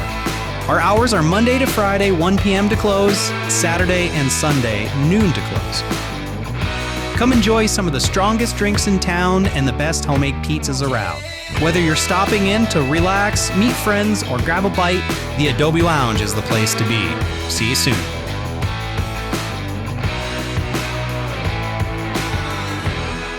Next segment is brought to you by Logue Fabrication, your go-to shop for custom metal fabrication. From residential and commercial projects to auto racing applications, Logue Fabrication delivers quality and precision every time. They're not just fabricators, they're racers too. Proud home to Rage Hobby Stock and Stock Cars you see tearing up Boone Speedway every week. Whether you need a custom railing, a commercial build, or race-ready metalwork, trust the team at Logue Fabrication to get it done right. Logue Fabrication, where craftsmanship meets horsepower. We can help you stand out anywhere with P1 Promotions, the home of P1P Canopy. From the racetrack to the ball fields to trade shows and beyond, our custom pop-up canopies are built to showcase your brand in style, with multiple sizes and full customization available. But we don't stop there. P1 Promotions also delivers custom rugs, apparel, sportswear, trade show setups, and even P1P custom awards that make an impact.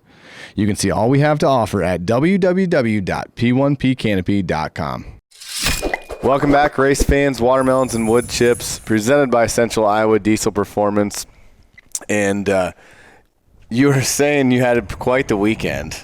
So you got to kind of fill us in on what's going on. And it feeds into our Moffitt's Ford Mayhem segment. It's mayhem. I was recently, for the last 10 days, I've been in North Carolina racing with the DRT gang. And we went to Cherokee Speedway, the place your mama warned you about.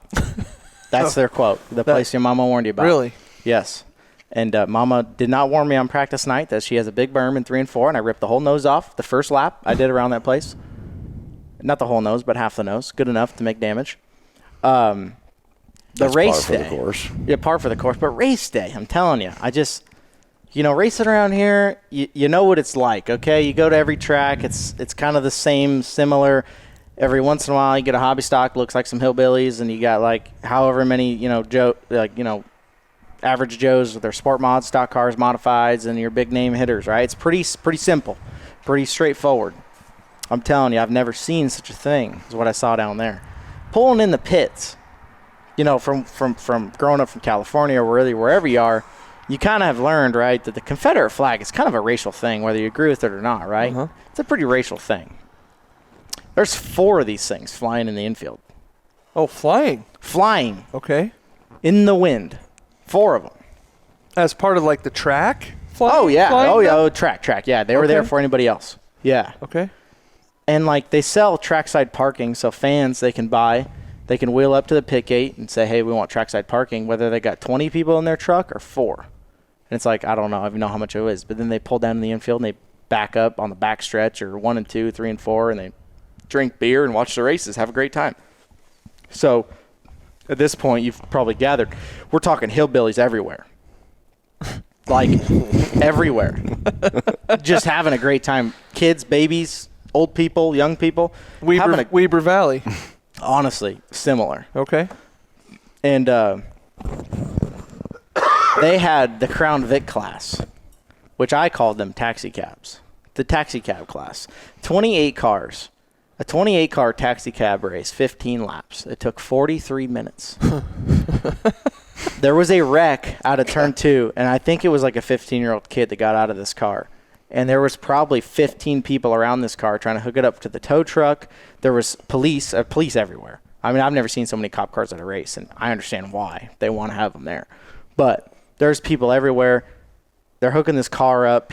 These guys that are pacing around there just gassing it up around this guy. I mean, we're talking massive liability. Like, if I was their insurance company, they'd be dropped. Right. And then there's a parking lot of a pile up in 1 and 2, and this guy has got a flat tire. So you know what? He's running. We're talking 21st, right? There's maybe 5 to go. You bet your ass we're putting a tire on. Right. Well, it's just like you late model guys. Similar. He drives back to his pit, which is so far away from the track you can't see it. And he had 2 crew people. He had a guy that was a little bigger. He could run. And there was an old gal. And I'm telling you, she was a solid 280. and she ran faster than the guy back to his pit to change his tire. And I still think they popped the trunk and got the spare out. I was just I'm gonna not say, sure. She was headed not for sure. 13-16s for the right front. I'm not sure. They changed his tire, and they waited for him, of course, because it's the South. You know, like, hey, old Billy. Billy's got a flat. We're going to wait for him. They waited for him. He comes back out, and they race. And mind you, we're 43 minutes into this race, and they get done or whatever. We go out for this late model race, and we're sitting on the front stretch. I mean, there's so much banking, you're sitting like this and waiting for everybody to line up. And I'm just like, you know, it's kind of awkward sometimes you make eye contact with the grandstands. You don't want to be like looking, because then everybody's looking at you, so you're just like kind of like side eye and seeing what's going on out there. There's an older male, white beard, white hair, cover or overalls on, no shirt, overalls on. One of them unbuttoned. He's walking up and down the grandstands between the track and the grandstands, like a little concrete alley, right? Waving a 4-foot-long Confederate flag. All right. Yeah. Now look, it's different like I down said, south. you would think that the Confederate flag is some sort of racial thing, right? Not there. Not there, because the race director was black. Guy that ran the drivers' meeting was black. Hey, Cool as shit. That guy was cool as shit. Some people don't take it to offense. I just thought it was probably some of the craziest things I'd ever seen. I saw so much in one weekend of racing. You would never see that in California, would you? You wouldn't see it in Iowa. Oh, you see it in Iowa, but No, you would haven't not been see to that. I'm telling you. I'm telling you. You would not have seen what I spectated in the state of Iowa. The amount of confuckery That's in a one good night. word. I like that Confuckery. word. There was so much of it. happens, man, on them bigger jobs. Moffitt's Ford. It was Yeah. March Madness. They asked Yeah, March Madness. Moffitt's Ford. They asked for mayhem when they signed on with us, and we're giving them mayhem. Mayhem. That's what we got to Right. do. Right. Speaking of mayhem, I see. Yeah. So There was something- hey, little there was a thunder? fight. Was there a thunder out there? There was a Holy fight. shit, that thing. There's some lightning going on. There was a fight in the taxi cab race. I like. Okay. Oh, so that was in there. Yeah, post-race, there was an altercation between two gentlemen, and they were actually driving their cars head-on to each other so hard that the guy that ended up losing the altercation, his steering column broke out of his taxi cab. That class is growing. It Bigger is. and bigger and They bigger, used the like- key to turn them on. Of course. Yeah. I wonder if they do Wild. something. Weren't you telling me that they do something with like the computers in them or the ECMs? No, or I don't know if they do. I'm just saying that if a way to do it. right, if we had that class, you would have to get a track issued like ECM. No, so in there. so I have a sister. Her boyfriend races taxi cabs. He was racing that night, and he was telling me they have a claim rule on the engines and the computer system and one other thing. I don't remember what the other thing was, but the engine claim rule is like $500. You get their engine if you think it's cheated up, and for $250 you can get theirs. So you actually make $250 on the deal, which is I think more than what the car is worth, from what I gathered. Right. And then they have a $75 claim rule on the computer system. So you can take their computer system for $75 if you think their shit's cheated up. So it's similar, like It's what the IMCA claim rule was ever invented to be. Yeah, really. Yeah. Mm-hmm. But just wait, give it 10 years. right. Yeah. Yeah. Things could change. Man, We it's got a lot getting going on gnarly over there, out yeah. there. There's a hell of a little storm, but it looks like it's going to go just south of Boone. Yeah. So Yeah, we're not gonna quite get Races are on, boys. we're not gonna Yeah, quite no get the shit. thunder Get your pit that we thought passes. Go about. ahead and draw. yeah, we're not going to get the thunder that we thought we were going to get. We might hear the thunder. Yeah. We just won't It get looks to nasty experience over it. there. We're not canceling until after the heat races are done. Would that make us thunder buddies? Thunder buddies. Yeah. Thunder buddies. Uh-huh. Yeah.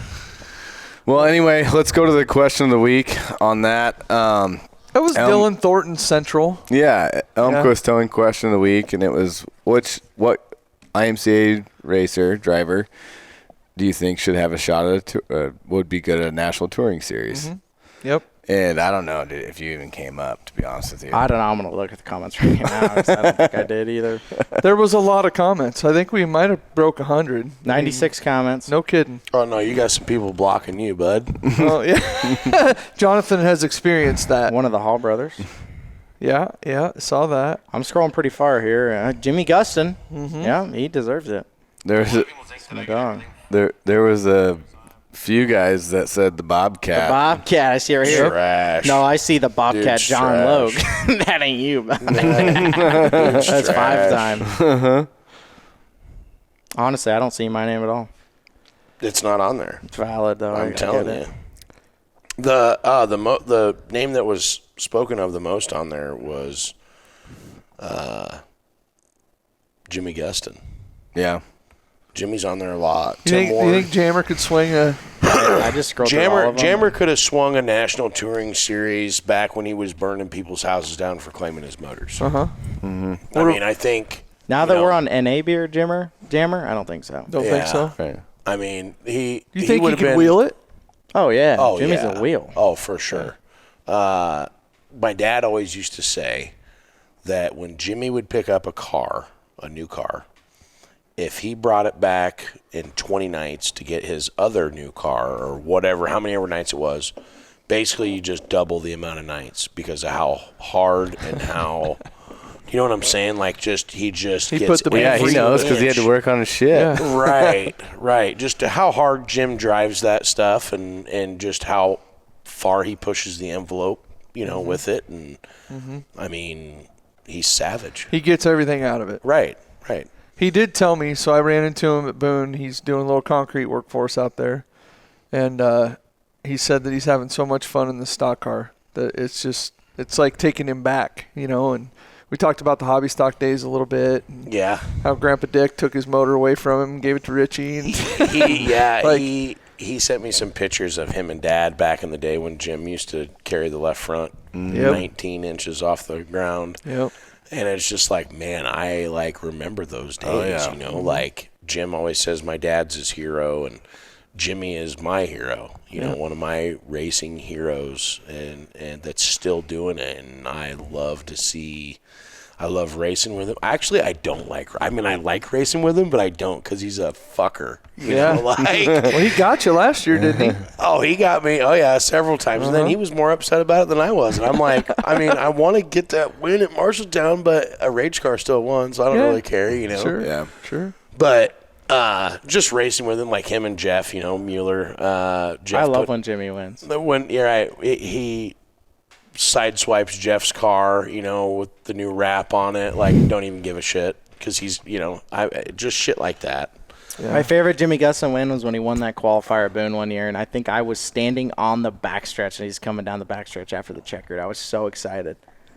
Like they were not stopping. I was so pumped, and he even told me that he still remembers to this day how far out I was standing after he won that race.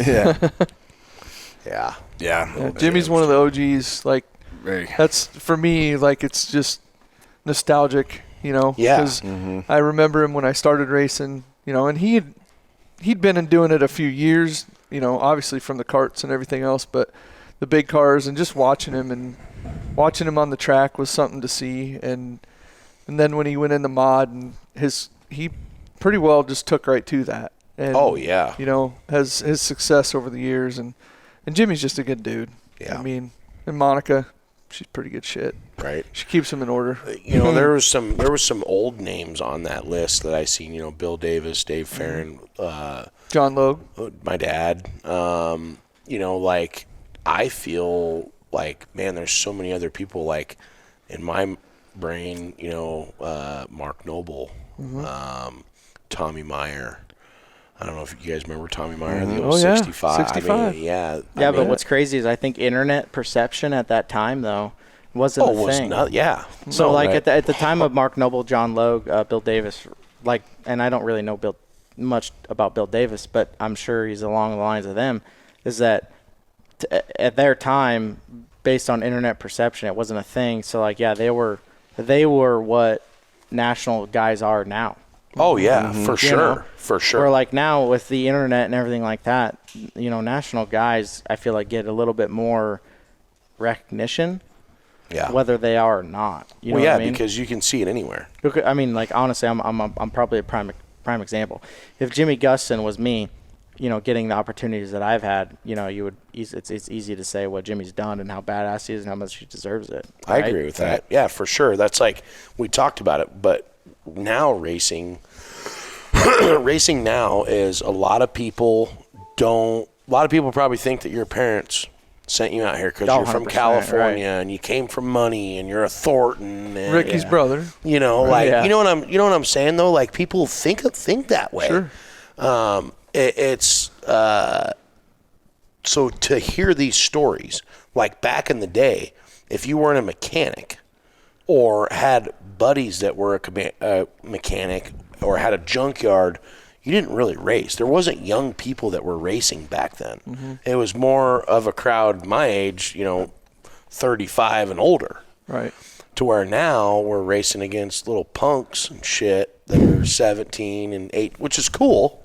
I say punks because it really clicked in my head when my dad, when he moved to a modified, he'd come walking in hat on backwards, and Bill Davis and Wayne Larson and Farron and all these old boys were like, who's this guy? Who's this punk kid coming in here, and he just earned their respect to where now I just run you over because, my parents will pay for it or I've got enough sponsor backing or whatever the case is. Like, I feel like there was way more respect back in the day than there is now. Well, you get punched in the nose. Well, Tim McCready says it best. I don't know if you guys have ever seen that, but there's no consequence for anything that happens on the racetrack. Not even from the racetrack. There really isn't. Right. I mean, you race me how I'll race you if I take you out, I get the black flag, and I go to my pits, and I still start at B main. Well, I'll tell you, that national late model scene, that's literally that.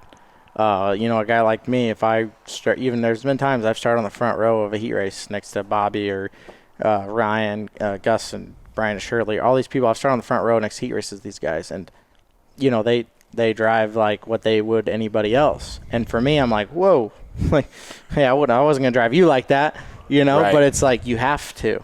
And if you're not, may as well not even be there. Right, right. Well, and it's just a different thing. Like, everybody, not that, and I am saying this isn't a jab at anybody, but in IMCA racing, it is the quote unquote working man sport supposed to be, right?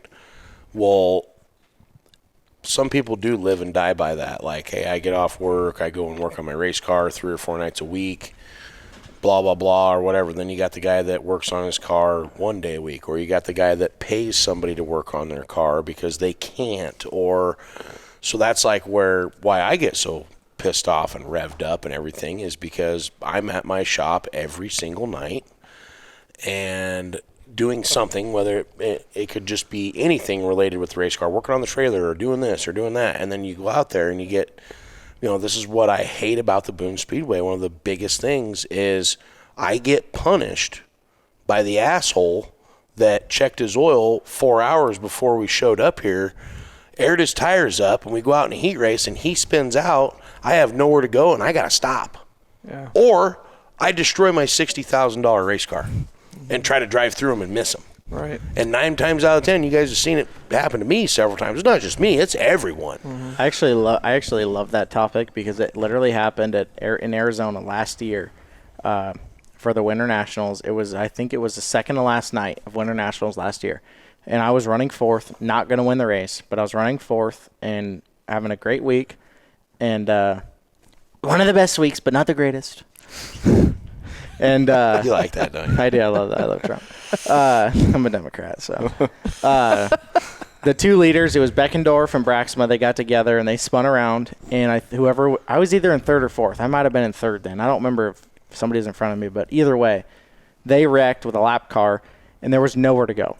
I mean, 0 exit. There's a wall on the outside, and there's a berm taller than me on the inside. Nowhere to go going into 1, and I slowed down as much as I could. I barely missed it, and the guy behind me was sideways and hit me like this, and it pushed my right side, my sail panel, into the wreck.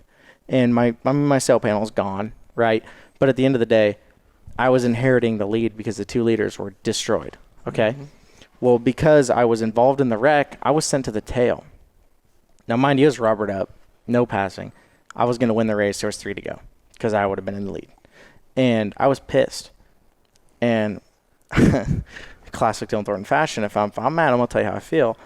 And I stopped on the way out of the track, and I marched up into the grandstands to tell Jim Standard what an idiot he was.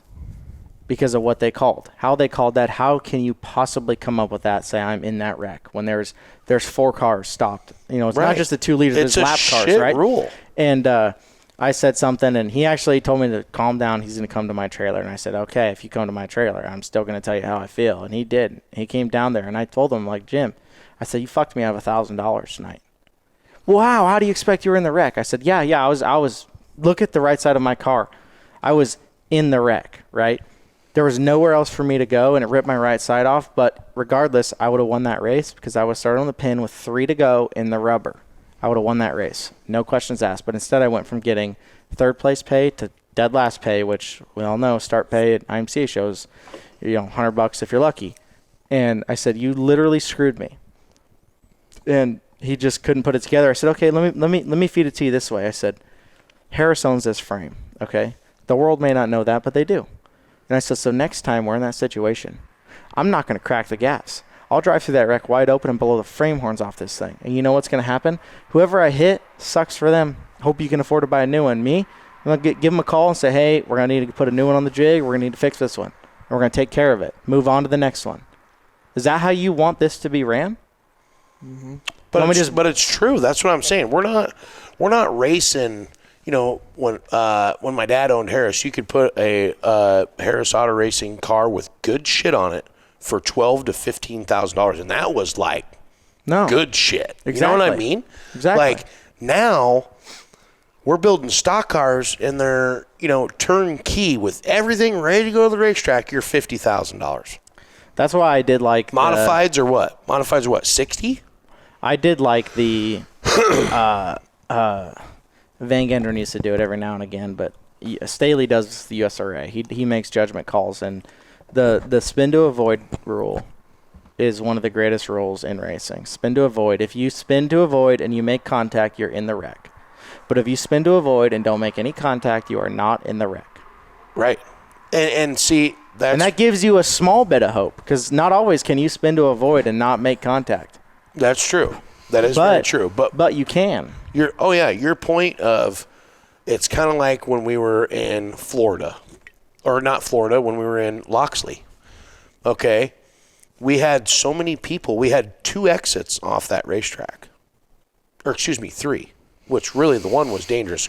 Turn right. To turn right to come off racetrack. You don't ever do that. Yeah. But there was 2 ways to get off that racetrack.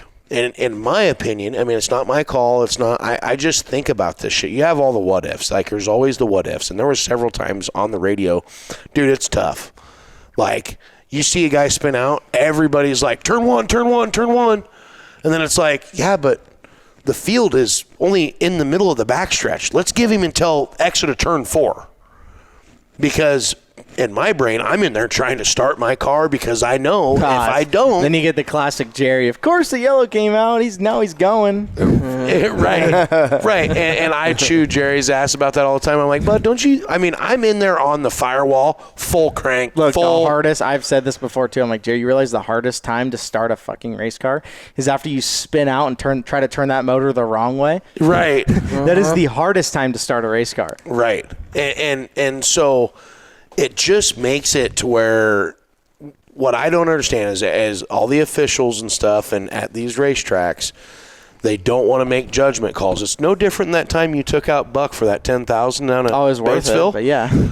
But you know what I'm saying? You should have been black flag. I didn't mean to wreck it. But it doesn't matter. It doesn't matter. Once we were wrecking, I had to commit. Buck wiped me out in that same race. But my point is that they didn't make a judgment call. I know that you didn't intentionally take Buck out, but you took him out. You should have been black flag. Funniest story from that event. Race gets over, run third, right? Call us over the scales in the infield where every crew is at, where Buck's at with his wreck car. And I'm on the scales, and Bobcat puts my window down, and he's letting me have it. And I know. And this Mooney Star, because he's better than that. This Mooney Star comes up and pulls Bobcat back. He said, "What are you doing?" And he goes, "I'm just talking to my friend, bud." And this Mooney Star says, I don't talk to my friends like that. Yeah, and I said, and you know what I told Mooney? I said, yeah, and I also make judgment calls. If my friends fucking take somebody out, you black flag the son of a bitch. We drove 26 goddamn hours down here to start 27th, drive all the way to 3rd, and lose $8,000 because you're too big of a pussy to throw the black flag. Stands out in my career. I was hot. Mooney Star. I was hot. I don't talk to my friends like And that. guess what? I told him, I said, I'll never come back down here and race ever again. And guess what? Went back there? Nope. Oh, you haven't been back. Have not been back since. Okay. All right. He's hilarious. That guy's so funny. Yeah. But yeah. I'm just saying, I really think with all the changing things, now like at Super Nationals, Oh, you can't. you can't. No. Well, you In the can. big shows. You can at like the prelim features. Right. Yeah. But a heat race, a jalopy, yeah, you can't. I don't even think you can do it in the prelim features because you just got so much. You got too much going on. I think Prelim it should features be. narrow it down so much when they take 2 to a feature, 3 when they get to Friday and they realize that we can't run 30 heats anymore because of time. Well, but still. but you know what I'm saying. I really think. Which, that, mind you, I'm gonna tell you right now, that's real. That's not a good deal. especially with. Depending on your order, your pill draw. If you're high pills on Friday and you guys are like all of a sudden Brett on the radio, he's like, "Good morning, Boone Speedway. We've decided to make it 3 cars transfer and 20 heats today," and you're like waking up and you're like, rubbing your eyes and you're like, "Oh, 20 heats? Oh, top 3? Today's my high pill." It's a bad day. It's a bad day. You're like, oh no. Which, mind, I'm gonna tell you right now, that's not cool. If you're gonna do 20 heats, you gotta do it every day. That's my opinion. You silent him? Did you silent him? You're silent because it's screwed. I'm not gonna lie. The year that I won Super Nationals in the stock car, my high pill day was Friday, and it was 20 heats instead of 30, and I was like, oh my god, are you kidding me? And I made it. I got to 3rd in the heat, and the guy ran 2nd, got DQ'd. So I actually got 2nd. I got to start 17th, which really was not that, 21 through 30 redraw versus 17th, but still, or 18th. But I ended up winning that prelim. But So what I'm hearing is this is the definition of it'll get you. Sometimes it'll give you. exactly. It gave you that time. But it's Right. not. And then in my he's opinion, bitching your about it, middle. but then he goes and wins the Super Nationals. I was gonna say. But Typical racer. it's how it happened. Your middle draw, though. You're not helping. When there's 30 heat races, your middle draw can put you starting 4th. Yeah. And that's almost the equivalent of a high low draw. Mm-hmm. So like, if you guys all of a sudden are like 20 heats now, and it's like your middle, your high draw, you could be starting 6th on a middle draw, and you ain't starting better than 8th on a high draw. But from a show perspective, if you go to 6-car heats, and if you go to 6-car heats and you leave that extra 10 in there, and it drags the show out, and I think that's where it's coming from, is to make. Well, that's it the a little difference. more- That's the difference, though. You either gotta from Wednesday, 20 heats.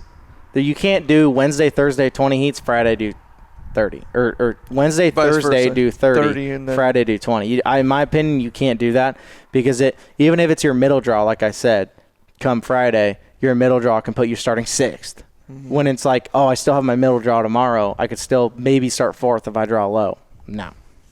In my opinion, that's kind of goes back to the just drawing out of the same bucket every night. Yeah. Because the first year I ever went to Super Nationals, the very first year, 2020, with my Evo, it rained like a sumbitch. Yeah. It rained a lot. I drew like a 280 something, a 280 something, and a 294. All 3 days. Yep. We put him in the beginner's draw. Now, granted, Just give him the high. granted, you could have put me a lap ahead of my heat race, and I still wasn't going to win. Right. But still, a really tough one. discouraging. That's a tough one. Right, yeah. Yeah. Right. Yeah, that was. I mean, that was part of the deal too. Is you'd have guys that they would come. There was guys that would draw top 20 3 days in a row, and just have the luck. There were sacks, Jimmy too. Gustin. Yeah. There were sacks, though. Jimmy there were Gustin. sacks in the way. Yeah, Jimmy might Like have. the Hall had brothers, some big guaranteed ones. first 2 rows every time. They're good at drawing. I don't know why. But they are. But hold on. I love them guys. But at that point, when do you draw the line? Look, boys, you're getting lapped 4 fucking times in a heat race. Mm-hmm. You're not starting up there. Yeah. I don't care how pissed off you are. We don't. You're done. We don't let them anymore. But you know what I'm saying? Like, Yeah. but There was for one year years, They did sneak through. The year that I won the modified race, Yep. I won my prelim on Friday. Again, 30 heats, not 20, in case you're wondering. And I was leading my heat race, and you were telling him on the radio, this Hall brother, I'm lapping him, to go low. We're going down the backstretch, and I'm like hearing this, oh, he's going to go low. Nah, some bitch went high. I'm going it was into 3. opposite day for him. Yeah, I'm going into 3, and I'm almost wrecking. And I'm like, oh, no. Oh, no. And that's nothing again. I'm not meaning it. Right. It's like I appreciate the fact of watching them old boys come in and wear them 70s jackets and shit and do all that and everything. Right. But it's like, all right, come on now. God damn it. That's a ridiculous thing. Why are we not making a judgment call on that? But it's always worked out. You know what? There's always been. For the Hall brothers.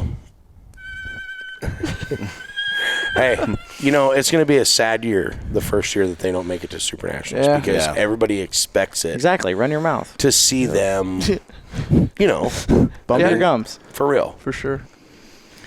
Yep. But More Thunder Buddies out there. Next Lots on the of Thunder itinerary. Buddies. Lots of Thunder Buddies. What's next So on we the got itinerary? we got through the question. Well, let's. our guest that showed up, that snuck in and Yeah, we did do a- have to talk about our guest. Yeah.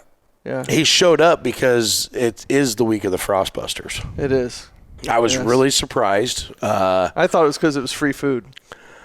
Well, We talking about that guy over there? Yeah, Uh-huh. we're talking about the other guy. Yeah. I mean, I don't know if we want to just go ahead and throw it out there, but Mr. Extraordinaire has showed up at the Bobcat. That's the and guy? That's the That's guy. him. Get out. I felt a little weird about it, letting him in here, because I wasn't really for sure. Because I am Jerry's friend, okay, right? And this guy's kind of trolling a little bit, but I also like it too. Yeah. It's kind of funny. Hey, don't kid yourself. Jerry likes it too. I think Jerry does. I really think. I always thought it was Jerry. So I did too. That's the first thing I said out of this. That's but really the guy. This asked guy's him. proved it. We literally came here. I thought it was Jerry. Is that really the guy? It's really him. when this first started coming around. We came here and we're like, guys, Well, are you the extraordinary? yeah, we did. And we're like, Everybody's I'm pointing like, at It was each the other. Spider-Man thing. Yeah. you know? yeah. I'm like, guys, I don't It's even barely Garrett. know how to run my own Facebook. I let thought it was alone- Jerry, honestly. Let alone it could be Ryan, but we now know that it's not Ryan. No. we know. We do know that. We don't know who it is. We're going to do a But short we know who it is. sit-down interview. Is this what I understand? I think he wants to come on the show and clarify some things, This is fantastic. and I think that we're just going to do that. There's Yeah. nothing better than that, but this Barntown Sour is pretty close. Yeah. And Cody's got one in front of him that's Yeah. going to be real familiar to Iowa everybody. Gold. And, we have our Boone Speedway beer coming this weekend. So, pretty the Action Track Ale Yes. Yep. by Barntown. so- Limited run. The This first one, First yep. one's going to be kind of small, but yeah. $6. Get them $6 at for the a tall concession boy. stand. Cash only. Yep. Allie's got koozies for sale with them. No so- refunds. no refunds No on beer. refunds. No refunds. Yeah. No, I'm excited. The guys at Barntown Brewing have been awesome to work with, and when I got this idea to do it, it was one of those deals. You don't know until you ask, right? Yeah. Right. So Yep. I reached out to Joe, and he was like, "Yeah, we could probably do that." So It's pretty sweet. now And we're it making took a happen. while, and we talk on the phone, and I'm like, "Have you heard anything?" No, I haven't heard anything. It's like You are impatient. I didn't realize I am how very impatient you really Damn it. are. Once I Like, get he something gets in my head, excited, like yeah. I gotta have it. You know You'd what be I a mean? bad. You know why you'd be a terrible doctor? You wouldn't have any patience. My stepdad used to tell me that when I was 8. That's a pretty good. That's a damn dad joke He right was there. right, I yeah. like that. He was right. I'd be a bad doctor. I like that. Well, real quick, who would be your next up and comer? Next Dylan Thornton. My next Dylan Thornton to me, Haven't had any kids yet, so. that's a tough one, man. It took him a minute. I don't know. I'd have to really think on that. Yeah. I really do. It's not the Jeopardy theme song. man, there isn't somebody that, like, the last 2 years, there really hasn't been anybody that's just super dominant like Dallin. Yeah. Right. You know, like as far as Dallin. Love Dallin, but I wore him out at Super Nationals. I'm gonna answer. It's my turn to answer. Yes. And Kid Rock, he wrote a song. Okay. What was it called? You never met a motherfucker quite like me. So Dylan Thornton chooses himself. Of course he does. Okay. One of the best, actually. Frankly. Cody, who you got? I don't know. I mean, yeah. Now that he's sitting next to me, I hate to fucking say it because he's calling himself out. But yeah, Dilly, I think he really needed a shot at this deal, and it's cool that you got that opportunity, especially with the story that you. I mean, I knew some of it, you know, and we didn't even get to the details. Right, but like it's pretty awesome to see that happen. I think Kellen's got a shot. Kellen, oh, yes, that's another thing. Dylan is Kellen's favorite race car driver, so Kellen must be his favorite. It's unfortunate for Kellen, but so we sat at a table together. So I took Kellen to the national banquet because after you won your last Super Nationals. So Dylan texts me, he's like, yeah, I told Virginia to put us at the same table.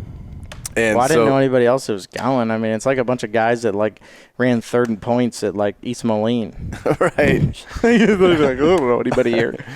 Yeah, so Kellen and I go out there, and we're sitting next to Dylan, and Kellen got an education that day. Oh, you learned. Yeah. You learned. Yeah. Yep. So, and he's Kellen a lot. I told him, I said, oh, Dylan's going to be out there on the podcast. He's like, do you think he remembers all that stuff he told me? I'm like, I'm very certain he remembers all the stuff he told Does you. Does Kellen remember it? Unfortunately, I'm more proud of that. Okay. To me, that means more to me. Mm-hmm. Yeah, but no, Kellen. Kellen loves Dylan. So Colton told me he's a big Dylan Thornton dick rider. That was his actual words. He did say that. He said that. But I'm going to go a different direction. I'm going to go one for the old guys. I'd like to see Jeremy Mills get a turn in one. I think he can do all right at Jeremy's a wheel. I like Jeremy. He's a really good guy. Yeah. Jeremy's just a good guy. The dickhead, no, you guys. That dick still owes me a door, a hood. Uh-huh. Well, I think he owes Corey Sauerman something, too. I think we heard that. Yeah, I think he owes him a double leg. You know how many deck panels I owe people? Yeah. Don't make you a bad guy. Yeah. It's just aluminum, right? The Dylan Thornton hate fan page? Is there Have you seen it? I'm sure there's one. Yeah, because everybody thinks that he sucked Cody off just to get that late model ride and everything, even though he told us the real story. Not so this Cody. Probably, no, that's different. Yes. Cody with a D. Cody with a D. Actually, you know what? Since you're in with him, can you see if maybe you could throw something in for all of us Iowa natives and get the goddamn date changed on the dome other than Iowa First Gun Open Day? it's getting gnarly out there. I'll be honest with you. I could honestly mention it, and I'll tell you his exact words are going to be. He's a fucking idiot. I don't give a fuck. That's going to be his exact words. People ask me for pull with Cody all the time, whether it's parking at the We've been dome, calling him this out. or that. Dude. Yeah. People act like I got pull. We want to get him to drive up to Iowa and come be on the podcast. Good Think he'd luck. do it? No. No? Would he do it remotely? No. He would do it remotely, yeah. Would he? He would do it remotely. That'd be cool. Would he talk some smack on somebody that might have got a race from him that he was supposed to run? Oh, 100%. Yeah, all we do is dog on each other. Yeah, 100%. Nice. He would talk shit on that. Yeah, that would be So quite Will the topic. Will Harrington is driving for him this weekend at With Raceway. I mean, I'm sure it's not announced yet, but Well, it is whatever, now. it doesn't matter. But dude, we've been just dogging on each other for it constantly. Love it. We dog on each other Love all the it. time. Love it. Fair enough. Well, yeah. I think we're gonna get the extraordinaire. Yep. Well, he wants to do the interview.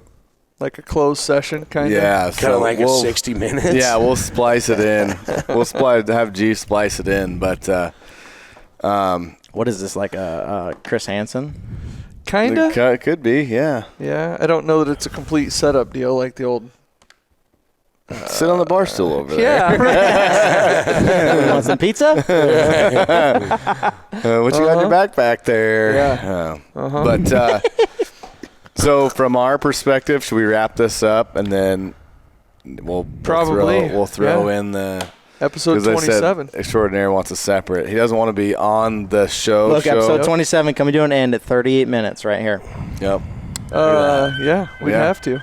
Yep, 38. Look at that. Hopefully we get to run the Frostbuster this weekend. Not looking that great right to. at the moment. Nope, not looking good. It's not looking fantastic. If it doesn't happen, it doesn't happen. Not going to happen. That storm blowing through here does not look That's a hell of a start. either. It's Monday, but I don't think it's going to happen either. So cloud seeding. They're seeding the clouds. seeding the chemtrails. The government. No, those chemtrails are different. The government. They're seeding the clouds. Manipulate the weather.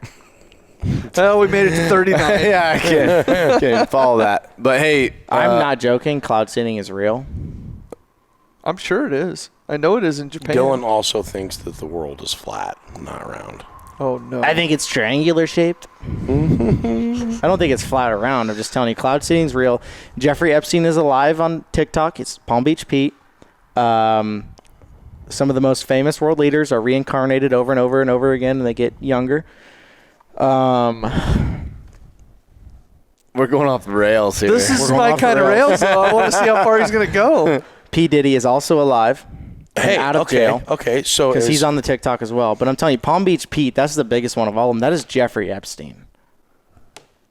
Look, if you look up you guys are acting like you don't even know what TikTok? it's talking about. I don't know. Even know what you're talking about. Look up Palm Beach Pete on TikTok, and I'm telling you, you'll see it. Palm Beach Pete is Jeff. Tell me, see. Palm Beach Pete is Jeffrey Epstein. She's been quiet the entire time. And now his neck is He's broken engaged from the nod. Dude, it's Jeffrey Epstein. And then you'll get down this rabbit hole, and you'll start seeing about how Ellen used to always reference the word pizza. Oh, yeah, she did. Pizza parties? I'm telling you, dude, the Epstein files are deep. They pay you to get in them, and you can't leave. I've seen it all. Not all of it, but I've seen enough of it. I've seen enough of it to know it's not right. They didn't traffic you, did they? No, they wanted me to turn left, and I turned right. I would take that $50 million, though. Well, I think we could all find something to do with that. Yeah. That's no shit. Have me a long-nosed Pete. It'd be blue. SNS. SNS. Yeah, there you go. All right, wrapping it up. Yeah. Hey, on that note, we Jeffrey do want to. Epstein's alive. Yes, we already heard. You're not getting out of this. No shit. We want to thank Central Iowa Diesel Performance, Moffitt's Ford, Adobe Lounge, which we DTR will have. Enterprises. We didn't have any power rankings this week for the Adobe Lounge, but we're hoping we will next week. We'll see. See how the Frostbuster goes. We'll go off. Yeah, go off that. Thanks, John and Steph. DTR Enterprises, LLC, 805-714-3890. 281-330-8004. It's Mike Jones up on the low because Mike Jones is about to blow. We've lost all control again. But who else am I forgetting? Performance Bodies. A couple weeks we'll start doing those trophies. Log Fab, P1P Canopy. What else do I got? Barntown. Bet. I think that's Elmquist Towing. Elmquist Towing. Yes. Yep. So our list is getting longer. So whether or not for bringing the food. Yep. So amazing stuff. Anybody that's listening, obviously, thanks everybody for liking, subscribing, hitting those buttons, comment, everything. It all means a lot. So we appreciate you. Yeah, and if you do want to bring us food, that is fantastic. We're always lined up for that. Hell yeah. But, hey, we want to thank Dylan. Dylan, honestly, though. Yeah, thanks a lot, Dylan. Thanks for coming down here and dealing with us and jumping on and telling your story. It was pretty cool. Hey, I'm like a fat chick at prom. Just happy to be here. That's right. I thought you were going to say Jonathan was going to try to ride you. I've had a few sows. Anyway, all right. Episode 27 in the books. Thank you guys for tuning in. We'll see you next week on Watermelon and Woodchips. Thank you.